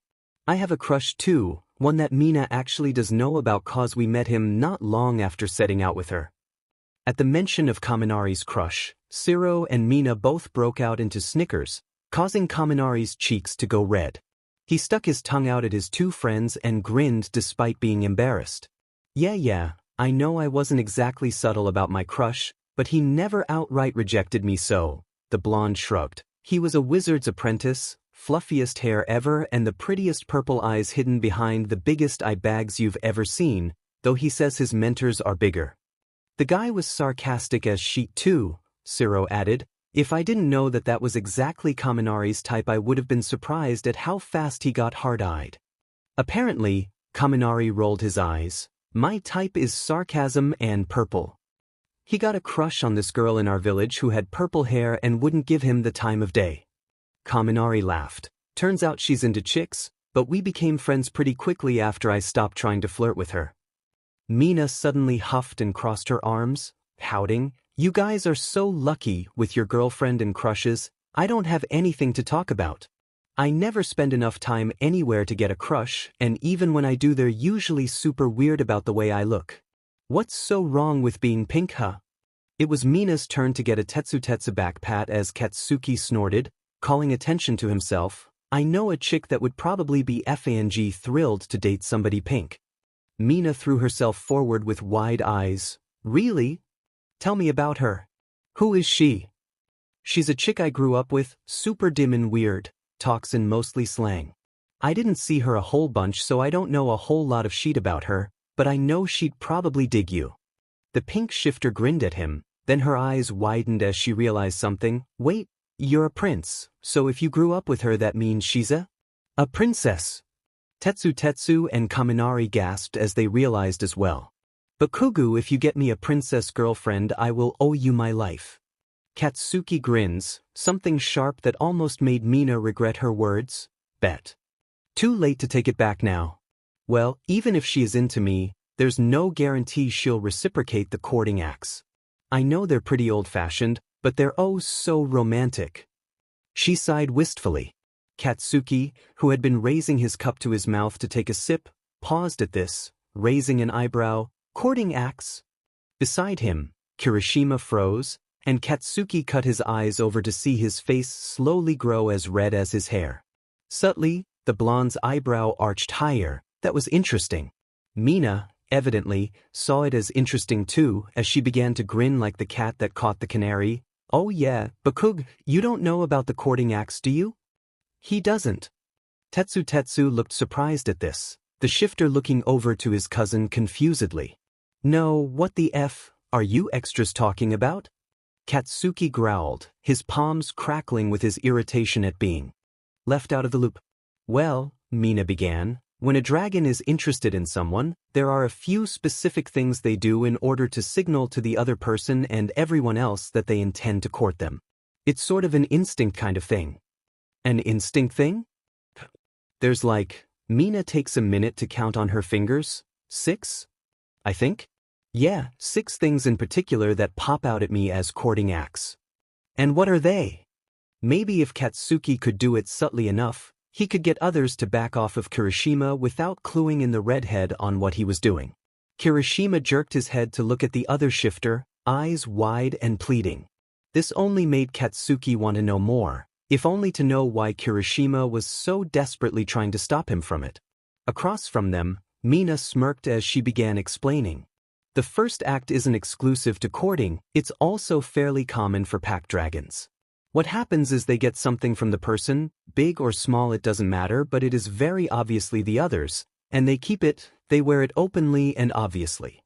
Siro speaks up then, kind of like that torn-off bit of your cloak that Kiri wears, or his teeth on your necklace. Tetsu does a double take upon hearing this, looking at Katsuki's necklace with wide eyes. "Wait, those are eyes?" Katsuki, who silently wished he too could refer to Kirishima as ei, or even just Aijuru, flashed a smirk and fingered the teeth at his throat. "Yeah. They sure are." Mina grinned. "Now don't interrupt me. The second act is seen as only a courting thing, unless done between siblings or a parent and child. This act is hunting for your partner or feeding your partner, if they are unable to do so easily themselves." At first, Kendo chimed in, smiling fondly at her partner. "I never really understood why Tetsu always insisted on doing the hunting, but then I found out about the courting acts. His flustered face when I insisted that I hunt the next time we stopped was adorable." As Tetsu pouted over both the fact that he was just exposed and that Kendo had not gotten snapped at for interrupting, Katsuki thought back, his hands still on his necklace, to the day that Kirishima had lost them. He remembered how the shifter had frozen when he had initially put the first tooth on the necklace, before being overcome with happiness. He had also done the same thing when Katsuki had cut his food up for him so he'd be able to eat it, and insisted he do the hunting until Kirishima was no longer sore. He must have been surprised because Katsuki was unknowingly doing courting acts, though the fact that he never stopped him told Katsuki that the shifter didn't mind it. Mina continued, drawing Katsuki out of his thoughts. The third is also something that could be a pack behavior as well. It is proving that you can protect them as well as actively doing so. Kaminari grinned at that, nudging Katsuki with his elbow lightly, kinda like how you and Kiri always have each other's back when taking out a hunter camp, or how you saved him from those hunters when he got taken. Mina glared at Kaminari. Hey! What did I say about interrupting? Katsuki barely heard Kaminari's answer, if there was any, over the realization that he had been doing at least half of the courting acts with Kirishima already. Anyways, the fourth act, scenting, is only seen as a courting act if done intentionally. See, packs tend to scent each other without really trying, they naturally smell like those who they are close to. When you intentionally scent someone, rubbing yourself against them so they smell as much like you as they do themselves, then it's considered part of courting. It tells people, when they smell your scent on someone, that they are taken. Us dragons are very, let's say, territorial. Katsuki is suddenly hyper-aware of Kirishima's campfire smell covering all of his clothes, as well as how clingy the shifters seem to be with him, often touching him as much as possible. I struggle to count this next one, headbutting, as an act, but it is technically one as by now we usually start instinctively doing it. It's a little playful thing, just nudging each other really, but it's also a way to both scent your partner as well as test your compatibility. If your partner can only take so much from you before they snap at you, sometimes literally, then this is your time to turn back. He thought back once again to that time between the tooth loss and the kidnapping, when Kirishima had begun to do just this and had seemed so happy when Katsuki began to reciprocate. Just like all the other acts so far. That was 5 out of 6 courting acts he had managed to do so far without realizing, and Kirishima had apparently known. What did that mean? The last act isn't something you can just do. It has to be deliberate, since after you do this act you are mates. The blonde felt a shiver run through him at the word, knowing it and its basic definition, but also that it meant so much more to the man sitting beside him. Tetsu ran a hand over where Kendo's neck met her shoulder as Mina continued. The last act is a claiming bite and can only happen when, well, there's a reason those who do this are called mates, and let's leave it at that. It forms a sort of unbreakable bond between you and whoever you bit. Comes from some, like, dragon magic or something that we have. Mated pairs are super tight-lipped about what you get from the claiming bite, but it apparently depends on how strong your bond is. Or so I've heard. Barring the last act, because Katsuki knows exactly what she was implying went down when it was supposed to happen, the blonde comes to the realization that there is no need to subtly court Kirishima and hope the shifter doesn't notice. Apparently he's been courting him this entire time, and the shifter had noticed a long time ago. Are you seriously telling me, Katsuki looked dead into Kirishima's eyes, that I have been inadvertently courting you this entire goddamn time? The blush, which hadn't really left, returned to Kirishima's face with full force. Katsuki would be worried about how red he was if there weren't a million other emotions already swirling inside of him. Everyone around the table laughed aside from the two of them, and Kaminari put an arm around Katsuki with a grin. Congrats my guy, you are officially the last to know. What? The blonde looked around at them with wide eyes. Did all of you seriously already effing know? Mina, Kaminari, Shiro, and Kendo all nodded, while Tetsu laughed again. I'll be honest, I thought you two were already mates. Katsuki felt his cheeks heat up at the mates part even as he annoyedly asked, is that why you even laughed at me yesterday? Yep. Kirishima suddenly let out a nervous laugh, refusing to look at any of them even as he waved his arms negative in front of himself. Yeah, very funny guys. Mina, you said it yourself, those things are super old-fashioned. Besides, it's not like Bakugo would ever actually like me like that and do the acts on purpose so. Even as he said this, the redhead sounded upset at it. Katsuki grabbed one of his hands, yanking him closer even though they were already only a half a foot away from each other. Red eyes meeting red, the blonde searched his friend's eyes. What the F is that supposed to mean? Kirishima's eyes cut away from his as he replied, I'm just reminding them that you don't like me like that. Katsuki narrowed his eyes and huffed, making a split-second decision to throw whatever plan he had of not confessing out the window. That's right, I don't like you. I'm effing in love with you, get it if you right. The shifter, who had deflated slightly with the first few words, went straight, his eyes wide with shock and awe. "You're what?" Katsuki barely registered Kaminari and Mina both gripping onto Shiro in excitement beside him. "I'm in love with you, scales for brains, and I think I've been pretty obvious about that." "He really has, dude," Shiro nodded, the only one out of their three friends who could really talk at that moment. Tetsu and Kendo both nodded as well, the ginger girl laughing as she said, "The reason he ran out yesterday was because he was jealous of how all your attention was on Tetsu." Kirishima floundered for a second, looking a bit lost as blush rose in his cheeks, and he looked from Katsuki to their friends and back. "I'm not doing this here in front of everyone." The redhead stood swiftly, grabbing Katsuki by the hand and starting to walk out, effectively dragging the blonde out of his chair and hauling him out of the tavern after him. As he looked back at their table, who was watching them with a mix of anticipation and confusion, he felt those emotions also well up in himself. Kirishima led him past the alley that Katsuki and Tetsu had talked in the night before, out of town, and into the tree lane. They kept going only until they were hidden by the trees before the shifter let go of him, walking forward a few more steps and stopping to turn and face him. As they looked into each other's eyes, there in the silence of the forest, Katsuki could feel his heart beating in his throat. As much as he was hopeful, the blonde was not entirely certain that Kirishima returned his feelings. He didn't know what they were doing out here, whether this was a rejection or a confession, and he hated to admit that it was scaring him slightly. Before Kirishima could ask him to repeat what he had said in the tavern, or to explain himself, Katsuki began speaking, knowing that if he didn't he might not be able to say it at all. "I love you, I'm in love with you, however you want to say it, that is what I feel.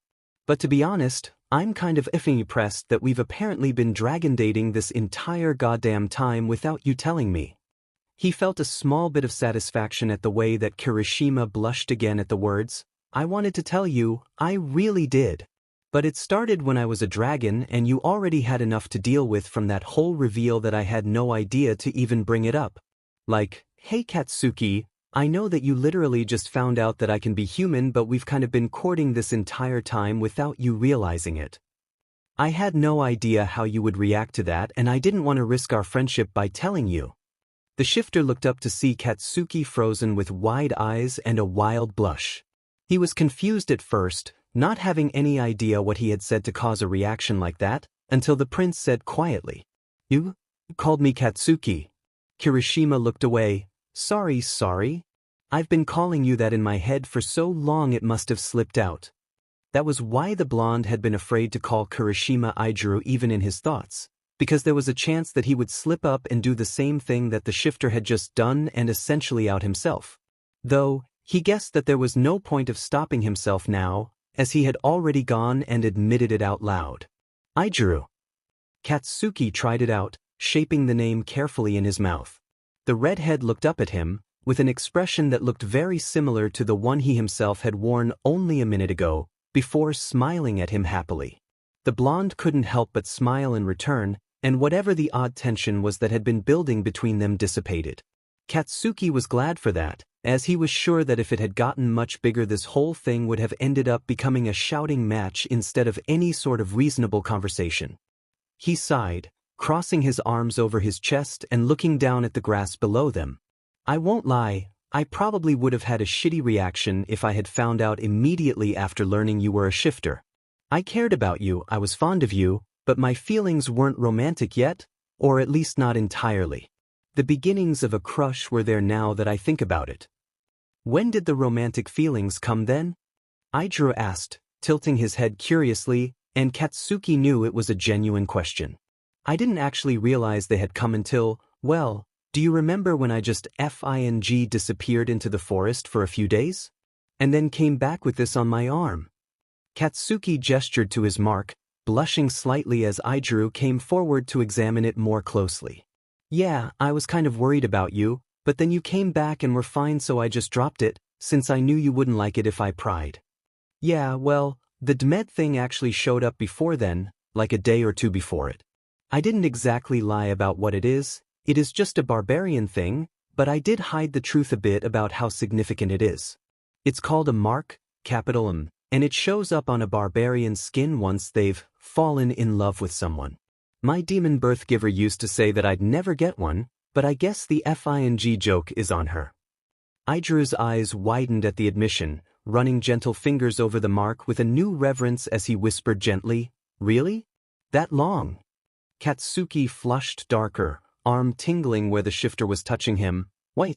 The others noticed my feelings the next day, and I didn't tell them what the mark meant, but I did admit my feelings and that it made me realize them. They apparently put FANG bets on me. Ijiru laughed softly at that, not surprised at their friend's antics in the least. Knowing Ashi, she probably bet on when you'd find out about the courting and is collecting right now. Katsuki snorted and nodded, agreeing with him, before they lapsed into a comfortable silence as Ijiru continued to trace his marks softly with a finger.